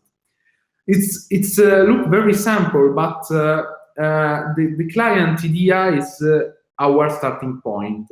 And sometimes legal firm doesn't work in this way. But what we want to do with our client is just to create what we call the legal strategy. Legal strategy is not, I don't mean with legal strategy something related to a particular legal system, but to something more like a way of thinking. Let me explain. If you know that most companies are legal entities, it's important to start planning your enterprise keeping in mind its legal effects. Legal effects go mostly in 3 different directions. The first is that you have to make sure that the company doesn't do anything that, according to local or international regulation, is not feasible. And then, second, it's necessary to create the condition for which there are no gray areas in the initial agreement. And the last, how will the company be financed? So let's go to reflect a little more in depth on each of these 3 aspects. Firstly, we said that company must be compliant with the law. It looks very simple, but it's very important. Most of startups had in the last years this kind of problem. So we can say that the law can be, in this case, the law of a specific country, or otherwise the law pertinent to more than one jurisdiction. For example, in the European Union, for example, now I'm in Milan, I'm in Italy, and both in European Union, it's necessary to comply with both national laws and European laws regarding your matter of interest, your field of work. The fact that what you do is legal in one market doesn't not mean that it's legal in all the market you may access. So you must also decide which markets to consider. And in the very beginning of a startup, this is very, very important, and sometimes people don't think to it. It's a very delicate activity because sometimes the line between legal and illegal is very fine, or in some field there isn't either a kind of legislation at all. This can easily lead not only to the failure of the project, but above all to very serious consequences for those who founded it, that largely surpass the benefits they would have enjoyed had the project gone well. There is another point to consider in this. It's often said that startups are born in garages, but the starting out in a garage does not mean discarding the minimum tax and corporate aspect required to market its products or services. It's true that nowadays many businesses are born on the web or are hard to categorize in the beginning. But not even these types of business are exempt from opening a VAT number or making the necessary reports to the competent public administration bodies. Sometimes it may seem that opening a company or starting a business is very expensive and very complex. In reality, this investment is part of the strategy that we must pursue. And if the strategy is to invest only after having seen some result, then it's the consultant job to find the solution that best meets the customer needs. I'll give you a piece of example from my own expertise. I had a client who sold online courses on Amazon FBA. He was an Italian guy, my Italian customer, who used to have an N26 account in Germany, who started selling without ever making an invoice or a receipt. The cost of opening up a VAT number and hiring an accountant would have been in Italy 2k euros for him. But not declaring his 400 euros revenue for 6 months did cost him 250 euro in taxes and fine. In other words, the small investment that initially scared him cost him 100 times more, or even more than 100 times. Now let's get to the second point on our list, the shareholders. Another topic on which my experience has made me reflect a lot is the need for startups to give shape to the initial enthusiasm. Much more often than you would think, startups are born in a climate of great euphoria, and the founders forget or don't want to give the weight to the division of shares of quotas, to the definition of the asset of the company, and also to understand and clearly define everyone's role in them, are those in terms of relationships and time. Developing a business, especially in the early stages, involves considerable psychological shocks. In the sense, and I tried on myself this, you inevitably experience moments of great joy and moments of great depression. Moments in which you feel that your team is strong, followed by moments in which you feel lonely. All this must not make us perceive the startup as a game. It's not a game at all, because the startup may one day become a company that produces and acquires value, and most important, that give people a job and that pay taxes in countries and help the society with innovation, technology, and so on. Here, defining the division of quota of shares, tasks, and profits from the very beginning is fundamental. As a consultant, as a startup, and also as a lawyer, we often also act as referees, as impartial judges to help startuppers reach their potential. With respect to this point, having clear corporate structures and clear balance makes it easier for the company to open up to third-party investor, because the third-party investor will always try, especially when facing interesting initiatives, to upset the ability to negatively interfere with the first investor is drastically reduced.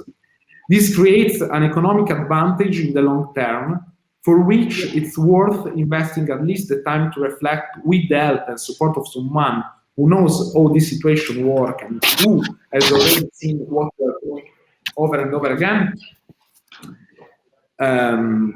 But does it work? The connection? Yes. Okay. Like sometimes the pop-ups. Yeah, Giuseppe, sorry, we have to wrap up, please. Yeah, we have to wrap up, please. Yes, I'm finishing. Thank you. Okay, let's move to the last point. Sorry for going long. The financing. the finance is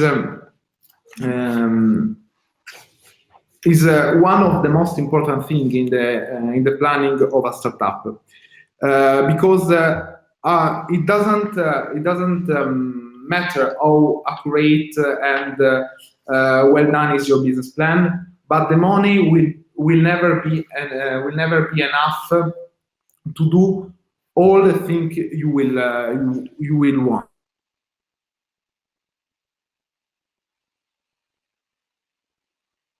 Something that is very important and very useful. That is bank. And in my work is sometimes startups and young entrepreneurs are scared by banks, but they shouldn't be. And having and working with a consultant, with a lawyer, and someone who can help in this kind of relationship is very important. And so don't be scared, and think that sacrifice for startup is very important, but the most important thing is to find people, institutions, and partners who believe in your ideas, in your business, and want to invest on you. And for all the other things, we will find someone who can help you and give you the advice you need. Well, this was the end of my speech. Sorry for being long and sorry for connection issues. I hope to have given you some useful piece of advice, and I will be happy to talk to you about your ideas and what you like about getting startup and business. And you can ask the organization for my contact. I'd like to thank a lot FIWARE, Christina, Tonia, and all the people working on this event, and hope to see you soon again. And I wish you all to achieve your goals and be successful, and the most important thing, to be always happy to work and to live as a startup. Thank you very much. Thank you. Thanks to the last speaker of today's FIWARE Accelerator Day, and I think we're running very late for the i4Trust session. Let's just, without further ado, thanks all for tuning in. I hope the sessions are fruitful and informative. All the speakers have their contact information up when they were presenting. And if you have any questions, you may contact them directly, or you can approach FIWARE organizer for more information. So without further ado, let's move to the i4Trust open call session. So, sorry, apologize for being late for this session. Hope you're still with us. Without further ado, let's invite Angelos Fujado, Senior Marketing Manager and Project Manager from FIWARE Foundation, to open us for this session.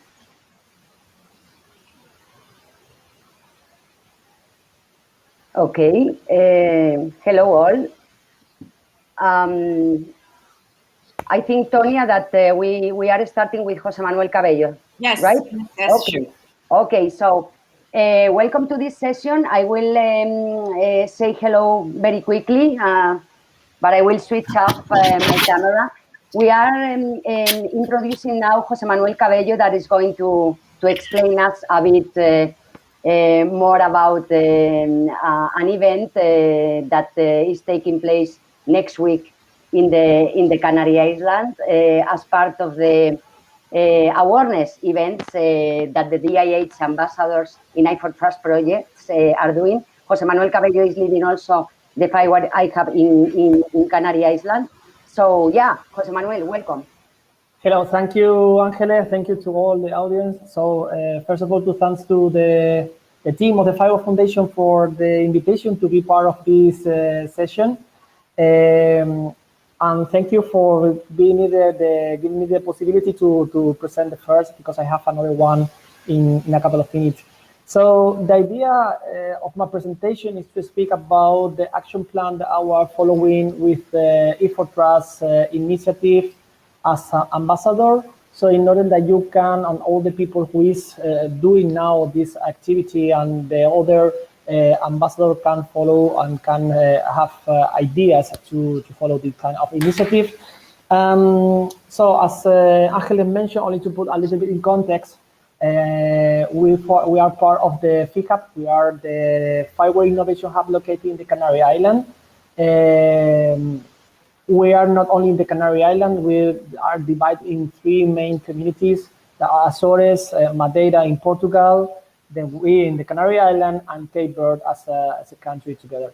So we are here being part of this family of the innovation hubs from 2017, sorry. Just with this philosophy that thinking globally but acting locally. And this is one of the most important part that we are being and looking in this initiative i4Trust that maybe probably to say Tonya and Angel, I'm going to be a little bit in deep to mention and to communicate. This is the i4Trust initiative, which main goal is to share data in a trusted and sovereignty environment. We apply for the open call for the DIH as a FICAP ambassador, and we finally were participating in this program. We know that the main goal of the ambassador is how we can communicate in our region the initiative, the possibility, the benefits of this open call. The project i4Trust is launching just now, that is running, and which deadline will be, the deadline will be on 6 September. And of course, one of the main goals that we have is to promote the initiative in our region and to scout people and analyze different experiments that we can submit to the open call. For that purpose, we started some weeks ago in an interesting event that we participate in together with the Canarian Technology Institute and together with the Enterprise Europe Network, where a group of 20 enterprises from the Canary Islands were interested to participate in the open calls. But the most important thing here is that we have to explain what is an open call. What is an i4Trust open call in this case, but especially just in general, what are happening with this kind of this type of funding initiative around Europe. And it was a really interesting event where we had the opportunity to identify 6 SMEs that were interested to participate in this initiative. I think now today I confirm that we have another one. There are 7 SMEs interested, and we identified 2 experiments. According with the needs of the SMEs that were connecting and were participating in the event, together with our initiative that were developing in the FIWARE Innovation Hubs, we identified 2 specific experiments that we are going to speak later. But then we have another important initiative that will take place next week, just as we are closing the FIWARE Smart Fest, and we are moving immediately to the FIWARE Camp in Gran Canaria. It was a really amazing or interesting event that we are developing here, the biggest in terms of FIWARE that we are developing in the Canary Island. And it's really interesting because we are going there to speak about technology, we are going to speak about funding, we're speaking about smart territories, and how we can put in the global overview the concept of FIWARE and the benefits to be part of this international initiative. We will have, as I mentioned before, a specific slot to speak about i4Trust. We will be able to see there Ángeles Tejado, that will be the person in charge to be here to participate in the event in a language, in a Spanish language, of course, because the idea is that we can reduce the language barriers in this case, and how we can explain all this information in our own language, because I think it's really important that the people can understand all the things, all the items, the requirements that they need to participate on it. Of course, a part of it. So we will launch this week a website where the people will be able to find all the information in the Spanish language, where we are providing there all the requirements they need, even the training action the i4Trust are running on the first week of June.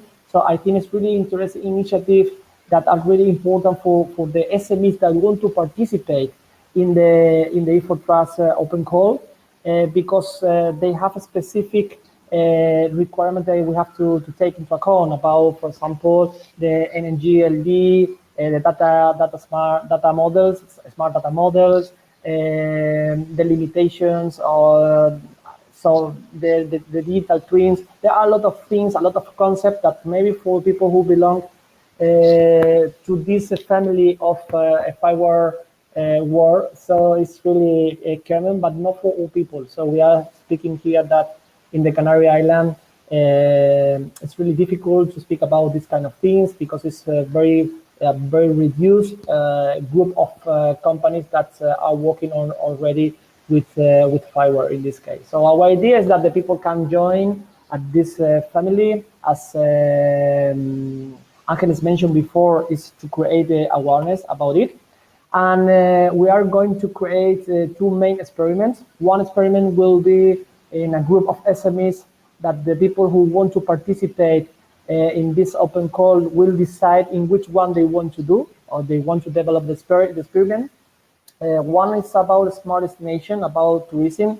I think that here in this summit, we heard a lot about smart destination, smart tourism, and I think it's a very good initiative, a very good idea to have this possibility, especially in a territory like the Canary Island, where we received more than, before the pandemic situation, more than 16 million visitors every year. So, of course, this is our main industry, and we have to develop important initiative on this sector. And then we have another important and very famous in the last year sector that we are speaking about, the blue economy and smart ports. We have here very interesting companies that are developing a lot of things, a lot of technologies, even running these technologies in the main port in Spain and South America, like in Colombia, etc., about the port management. And all of this with FIWARE technology as basis. I think it's really interesting. And that's the idea. So we are launching the website on the next day. So the SMEs are interested, and the SMEs that have already data they want to share, and those SMEs that need data from other companies that can apply here. It's a very short form.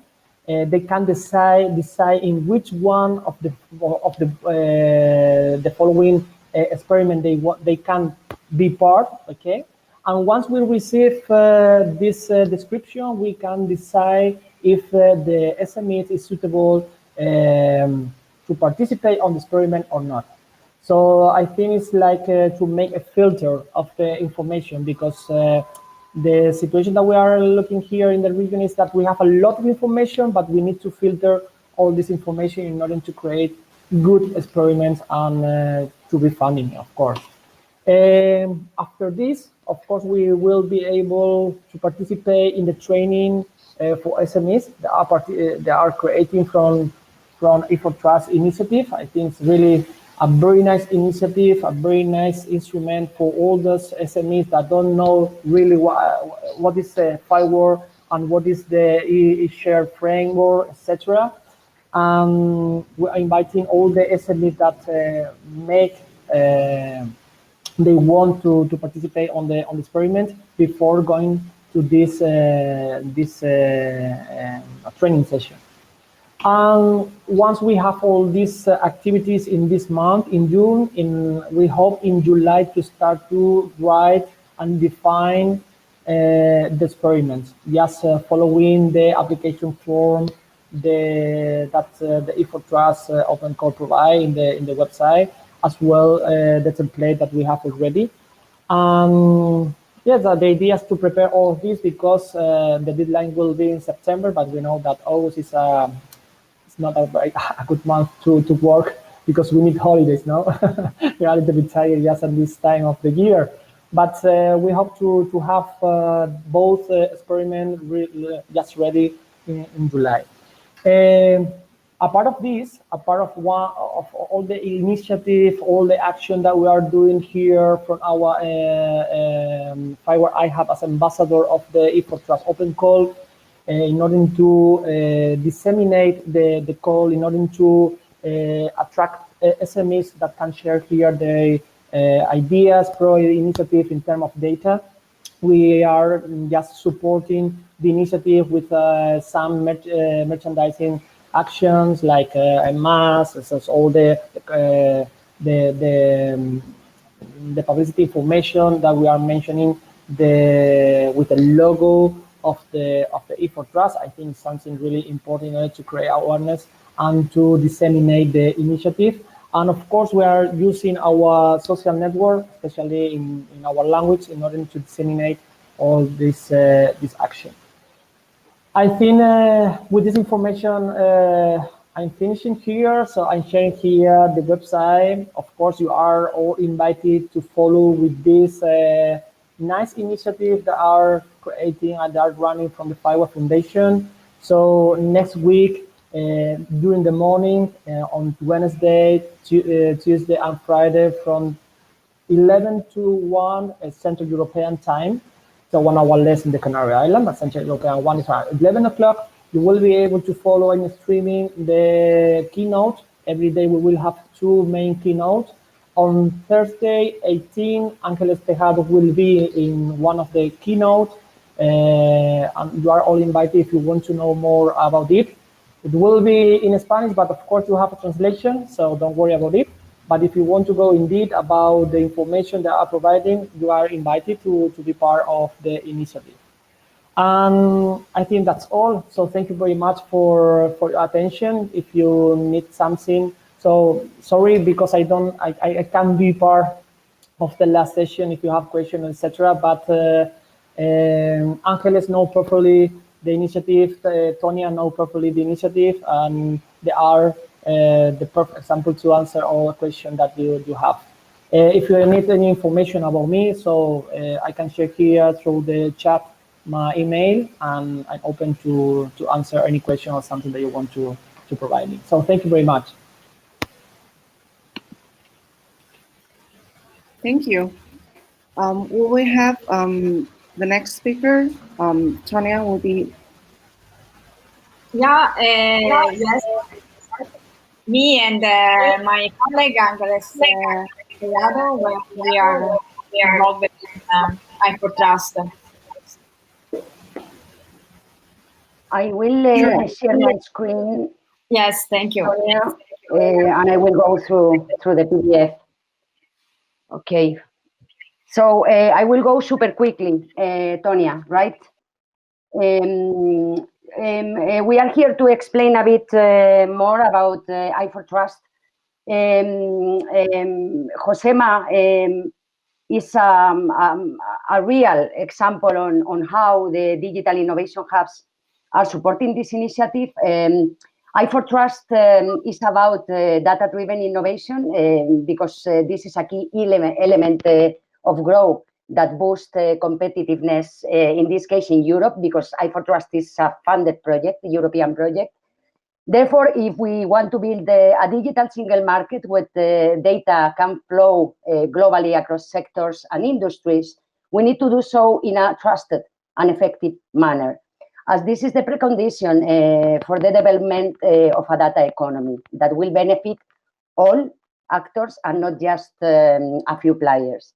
Therefore, here is where i4Trust steps in to support the creation of data spaces that will allow this effective and trusted data sharing between different actors.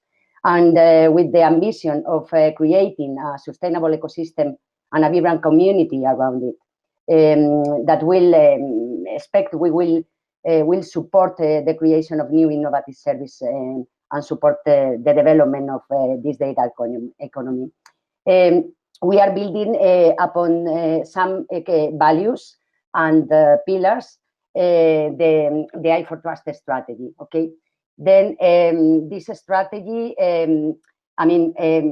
supports trustworthiness and sovereignty, because we bring the means for enforcing the data access and usage policies you want to define, bringing you the power to be the sovereign of your data, and a unified framework for identification, so you can trust the participants you exchange data with. We are open because i4Trust components are based on open standards and implemented as open source, allowing you to avoid vendor locking, thus protecting your investments and, of course, reducing cost. We are effective because we bring standards, data exchange API and data models, guaranteeing that you can effectively share data between smart solutions and cross-domain. And well, we are innovative because we bring this opportunity to create new business models thanks to a combination of tools enabling multi-site markets and the ability to monetize data.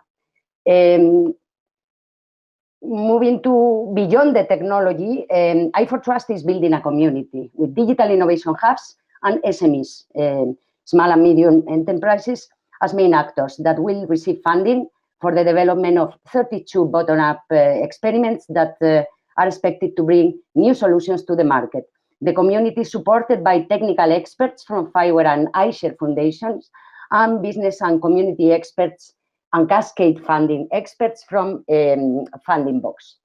Main actors, as I said, in the i4Trust community are, of course, SMEs and DIH. We want to make it easier for SMEs to share data and gain a stronger position in the market, from those with not yet data-driven business or willing to use, reuse, or share data, to those with a strong ability to share any kind of data.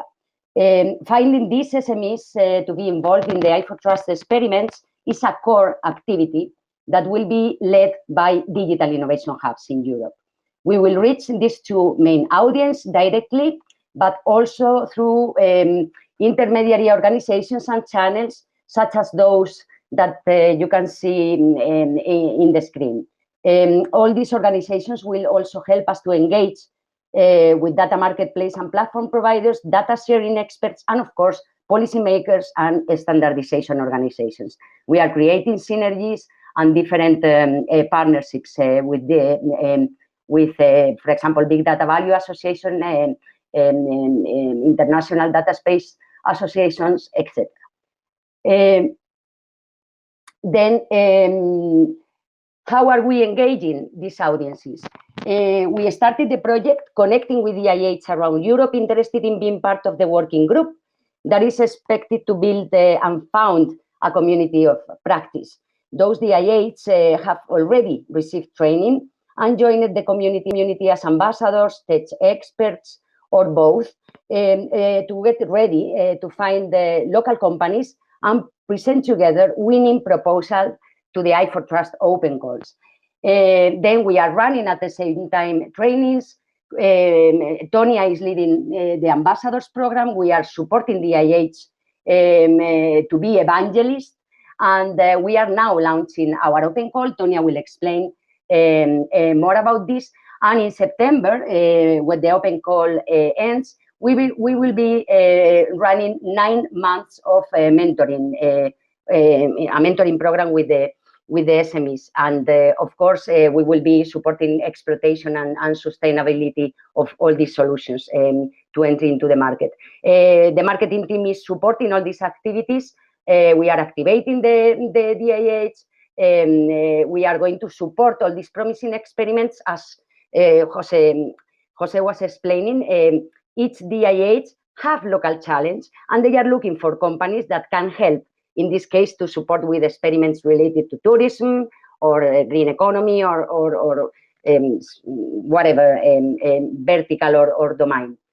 Then this community, I wanted to show the community entry points. As mentioned before, we are gathering all these actors in this vibrant community, and you can find us through our website and different landing pages to reach DIH interested in joining the DIH working group, access to training, examination to become technology experts, apply to the open call, and then the community led by Funding Box is structured in 3 different spaces where you can see all the updates, introduce yourself, meet our experts, and also the DIH have an exclusive working group when we are talking all together, because at the end we are supporting different in a different way, SMEs and all the people that may have questions in different tiers of support. So now we will explain a bit the role of this DIH. As I said, local experts in data sharing are supporting SMEs in all the phases of the implementation of the experiments. And the local experts in data sharing provide a first level, tier 1 and 2 support to the SMEs because they will explain how the experimentation framework works to make sure that the i4Trust technical components can be integrated with the architecture proposed by the SMEs. And that they can work together, these components, and that's it. They also co-create and fine-tune the use cases, connecting additional SMEs if necessary. And these local experts in data sharing are expected to understand how i4Trust technology building blocks works and the relevant standards adopted by for data interoperability, data sovereignty, and trust, data value creation, as well as the connecting Euro facility building blocks. So, of course, these local experts in data sharing should be well versed in technologies that are mentioned in the profile on the right.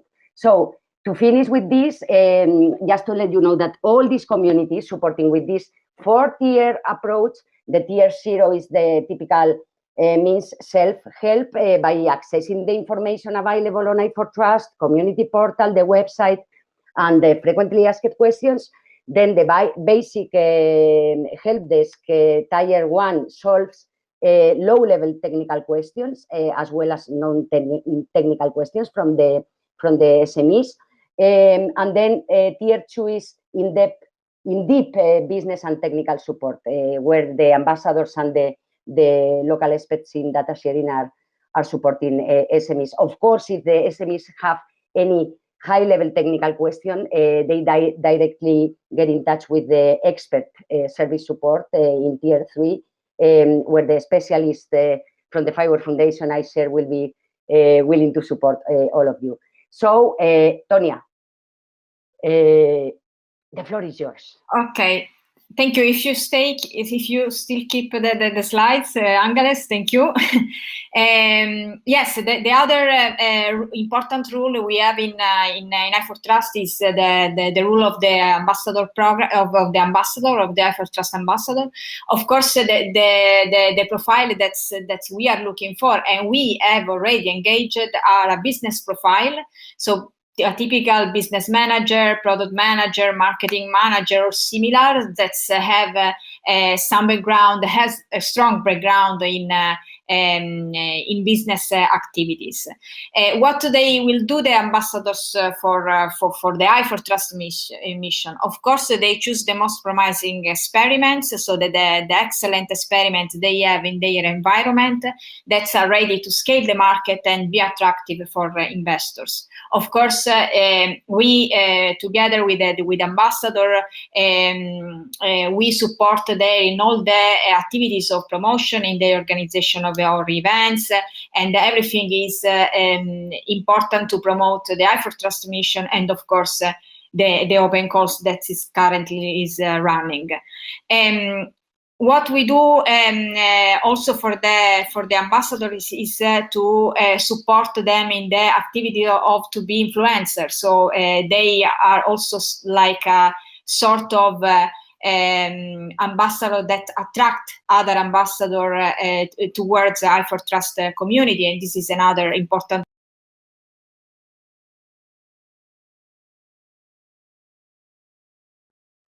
Tony, I lost you. Next okay, slide.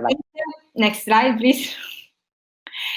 Okay, so again, so visibility, promotion, exclusivity. This is what we offer to the ambassadors. Another important action that we will do for them is the promotion of challenges.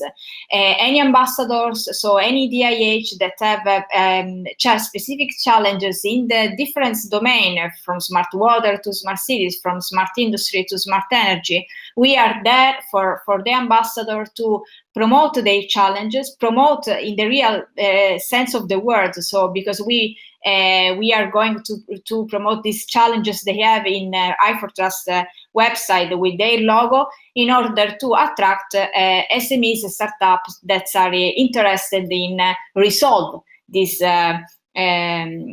challenges. Next slide, Angeles, please. Okay, so the most important aspects of our discussion, open calls. We are going to have another open calls in 2022. Now we are running an open calls that started in May, and the deadline is in September. We are looking for 16 bottom-up experiments for 9 months of mentoring program. In total, we will select 32 bottom-up experiments. Next slide. Of course, when we talk about a mentoring program, we have in mind the 9 months of customized mentoring program. So from the implementation, of course, the incorporation of the i4Trust technology framework in the development of the solution of the SMEs. Of course, we provide the legal operations, technical and business support. So activity of mentoring and coaching will be part of the program. And of course, the price, the money, the funding that we give to the startups. And here you can find the range from 72K to 120. So next slide. So of course, when which kind of experiments we finance, we have already said in another slide. Here, who are the stakeholders of the consortium? Of course, the DIH. Indeed, the consortium has to be composed by 1 DIH, ideally 3 SMEs or slightly bigger companies. And the DIH should be also included in the catalog of the European Commission, the catalog where are included all the DIH recognized by the European Commission. And the next slide, please. I think we are finished. Who are which are the countries where that can be involved? For sure, the EU member state and all the associated countries. Please, the next slide. And how to apply? What we suggest is you have to go directly in our community for 2 reasons. First of all, because you find all the information that i4Trust consortium share with the stakeholders, so with SMEs and the DIH. But be part of the i4Trust community means also to know more information and to know opportunities, additional opportunities that you cannot discover if you are not in. Therefore, what we suggest is to go directly in our community, i4Trust community, and join to all the different community we have for the SMEs and the DIH. If you have a problem in the community, you find an help desk that can provide all the information, all the doubts you have about the application. Of course, in the community, you find also the application form that you have to fill in within 6 September 2021. Next slide. Okay, this is what I have already said, that what you find and how to apply, you find all the information in the community, where you see also the guide for applicants and the FAQ that are also important, and other information, of course, you can grasp from the i4Trust website, where you find that the facts included. And most important part is, it is always better, this is a suggestion, to have a look immediately of the requirements that are in these open calls, to see if there is some gaps that we have to cover within the deadline. And this is a strong suggestion in order to submit your proposal, not at the very last moment, but in a more relaxed way. Okay, next slide. Okay, this is the evaluation process. It is a classic evaluation process that you can find in any open calls. So who is as experts, SMEs experts in this kind of activities. So participation in open calls promoted by the Accelerator. Of course, we have a moment of submission of the proposal, and we have a phase of evaluation process that will be included from started in September and will be concluded in October. And then we have the phase of the signing of the agreement. So orientately, we can say that's within November we should be started with the i4Trust experiments that will be financed. Of course, there is an open call help desk where you can write if you have, as I said, problem. Okay, last slide is your, Angeles. Well, it is us just wanted to summarize a bit the effort that we are doing to promote i4Trust. I have put all the links in the chat, but you know that next week we have the FIWARE Camp. We will be promoting also, we have been promoting also i4Trust by our colleagues in iShare in the Logistech Academy event. And we are participating in different events in which, of course, we will be supporting this project, but important, the webinar on June 22 that will be online. I put the link also in the chat, in which our colleagues from Funding Box will explain deeper these open calls and all the information in the guide for applicants. And this will be like a first meeting to get ready for the networking event that we are organizing virtually in July. In this event, we hope we meet all together with a huge community of people willing to do great things with data. Last, you can see some events in which FIWARE Foundation is participating. Events focus on smart cities. In Germany, some of them. In Barcelona, the Smart City Expo World Congress, IoT Solutions focus on industry, digital twin, and a lot of technologies around industry. And yeah, we will be promoting, if possible, milestones and outcomes of the i4Trust project. I think that this is everything.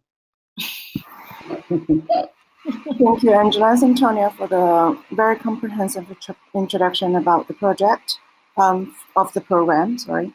And we would like to invite Christina Brestella, the Global CMO of FIWARE Foundation, to give the closing remarks. She'll be joined by Max and Tonya as well, if there's any final comments and Yes, yeah. I will start sharing my screen now for the final presentation of the day. Let me quickly say thank you to everyone who is here today, also from our side, of course.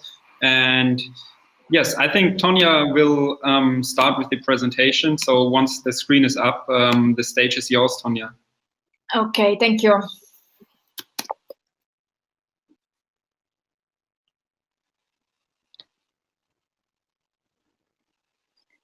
Okay, first of all, my big thank you go to Max because he helped this events. That's for sure is the second that we organized. The first one was physically, so the Startup Day in Berlin. And this one is virtual, and so my first thanks is for Max. And let me say also, because I want to really say thanks also to all my colleagues from the marketing team and the CMO Cristina that support me a lot in these projects that we are running in FIWARE Foundation. So thank you. You're very welcome, Tonya. So takeaways of the day. So of course, what we show during the Accelerator Days, the FIWARE partnership that we have with some of the Accelerator partners, so the Polo Tecnologico of Navacchio, Gateway 49, Vivucon, that's demonstrate that being part of a community, especially if we have a community of stakeholders, actors, so from university to SMEs, from large company to research center, it is an advantage in terms of access of information, and of course multiply the opportunities for SMEs and startups. And this is one of the most important points that we think we have to bring from this day. And Zabala and projects like ADI say that using FIWARE when you apply to the open course is a great opportunity to developing smart solution from scratch, and for those who want to satisfy scale up in the market. And this is another aspect really important. I have to say that the part of a legal strategy, legal effects that was provided by our mentor investors, Dr. Pipicella, is for sure important for SMEs, startups that are starting these activities, and also important for the startups of our community. That's FIWARE community. That's of course. Always looking for support and services of this kind of course of services. So next slide, Max. And another important part of the Accelerator Days, Innoloft said together with 80 Accelerator that it is important to integrate the FIWARE not just in terms of community but also as technology in their virtual platform. And why? Because it is necessary in the world of open source to create the right technology for the implementation of platform that may create matching between startups and other customers. And this is why one more reason to become a FIWARE member, because when we start this integration, of course, who is part of the FIWARE community can leverage this platform to looking for potential customers. And of course, we have to say thanks to media partners. So our moderators, that is part of the she's the CEO of CompassList. And of course, media partners helps to empower and extend the visibility of startups and SMEs at global level. And thanks also to our impact story. So this guys that came from Basque countries that are now in touch with FIWARE through the Accelerator Programme, and they are also in touch with our IAPs in Spain. And they are developing and they are doing their business with thanks to FIWARE, and this is important, especially because they have this platform focus on smart industry and others, of course, domain, but primarily smart industry. And of course, the great opportunity to hear the next open calls for SMEs startups that's, of course, are opportunity unmissable. Okay.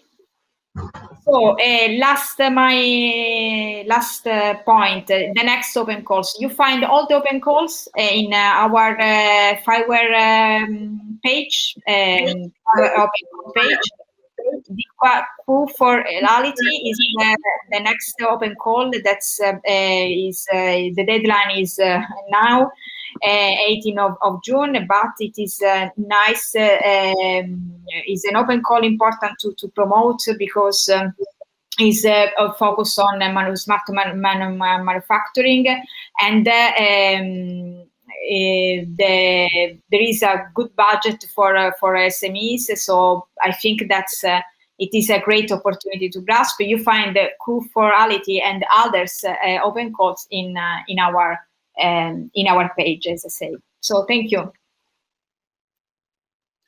Yeah, so I will go on with, you heard a lot about the FIWARE community now, and I just wanted to just stress out a bit why you should become part of the FIWARE community if you're a startup or an SME or even an individual still having an idea for a smart solution or a platform.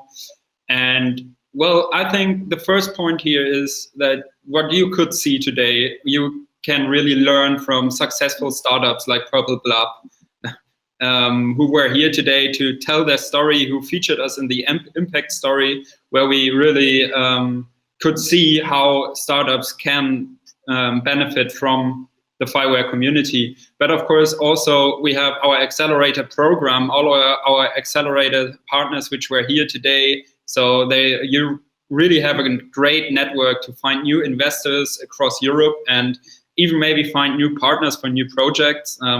We have a lot of projects who take place between different partners of our community. Of course, we also would provide technical support. So if you are developing a solution powered by FIWARE, we have, I think someone dropped the email address of Jason Fox earlier in the chat.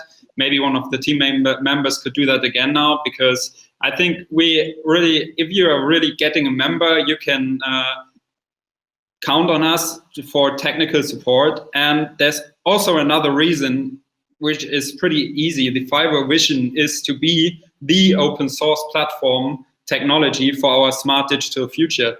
And well, we just can't do that without you, because we really want to find a standard for smart software. And we can only do that if people are using our software. And also in the FIWARE mission, we have we want to be the place or the enabler for smart data spaces in the future. And we just started the Smart Data Models Initiative to get started with that together with TM Forum and IUDX. And lastly, in the great opening of this FIWARE Smart Fest, the Open and Agile Smart Cities Association joined us too for this initiative. Yeah, and I think that's not only the points to be part of the FIWARE community, but we also do a lot of marketing activities together with our members. I think you all saw some United We Thrive sessions with me and my colleague Val in the second day yesterday. But yeah, to just give you another impression of what we are doing, I'm going to show you a short video about our marketing activities. I have to stop my screen sharing for a second for that. And we'll bring it on in a second.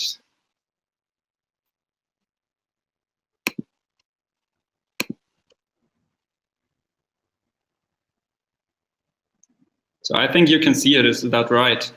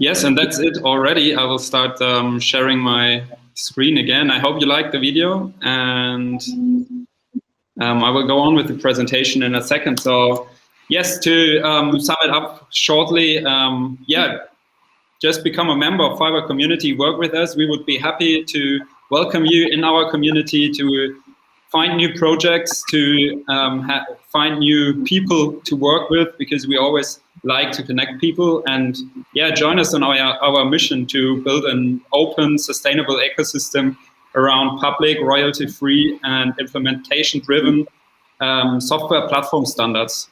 We would really like that. And I will go over to Christina now. Thank you.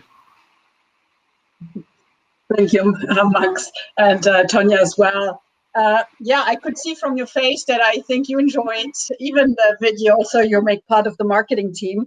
And I have to say, it's sometimes even amazing for me when you see the numbers, the figures, and what we have achieved over the last months in such a clip. I think it makes us ourselves actually proud, but we're doing that for the community.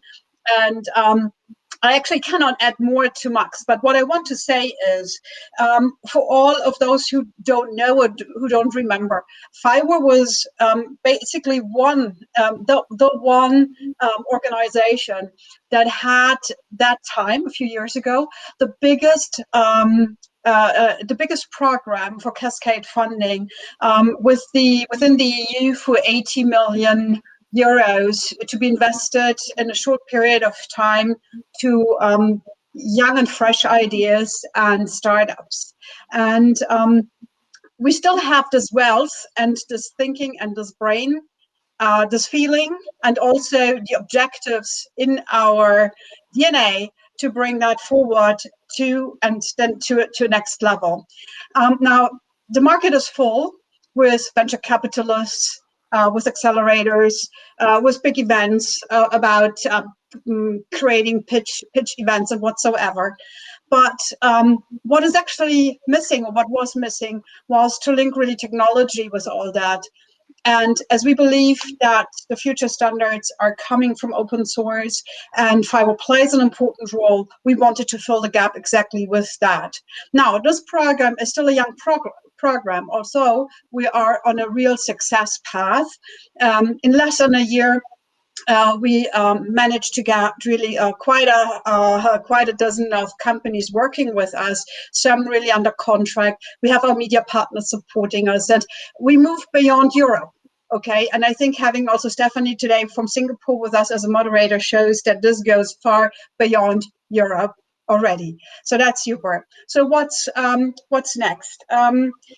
We just a few things. Give me 90 seconds more to go. So where can you meet us? We have a few places where we really believe to be physically still this year. That's all about this fall, and we'll be at IoT Summit World Congress, a Solution World Congress in Barcelona in October.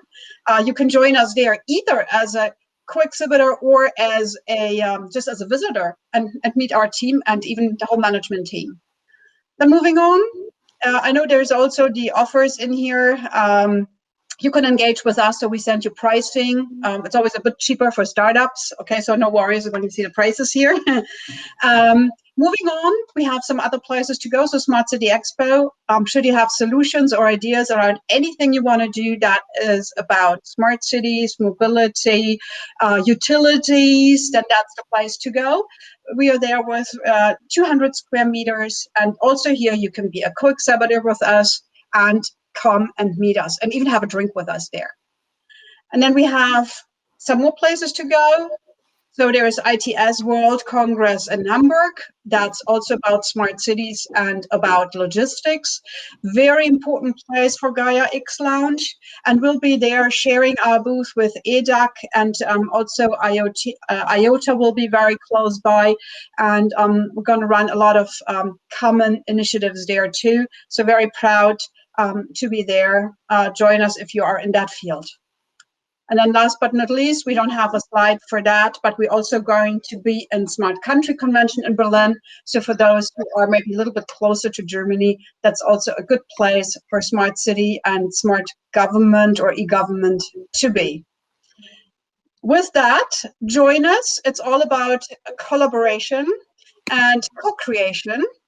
And with that, Stephanie, you're a wonderful example how you manage that for your own company, but also surely in collaboration with FIWARE. So I will give the stage back to you, and thanks for having me allowed 5 minutes together with you. Thank you, Christina, for closing us. And a special big thank you to all the audience who stayed with us, and hope the sessions are very useful to you. And last but not least, a special thanks to all FIWARE media partners for this event: CompassList, Business Reporter, Cities Forum, Our Future for Water, Renewable Matter, Smart Cities World, and Zoom Global Cities. So with that, we're coming to the end of this event, and please stay safe wherever you are till we meet next or e-meet next. And thanks for joining us today. Bye. Thank you so much, Stephanie. Bye, guys. Bye. See you soon. Bye. Goodbye.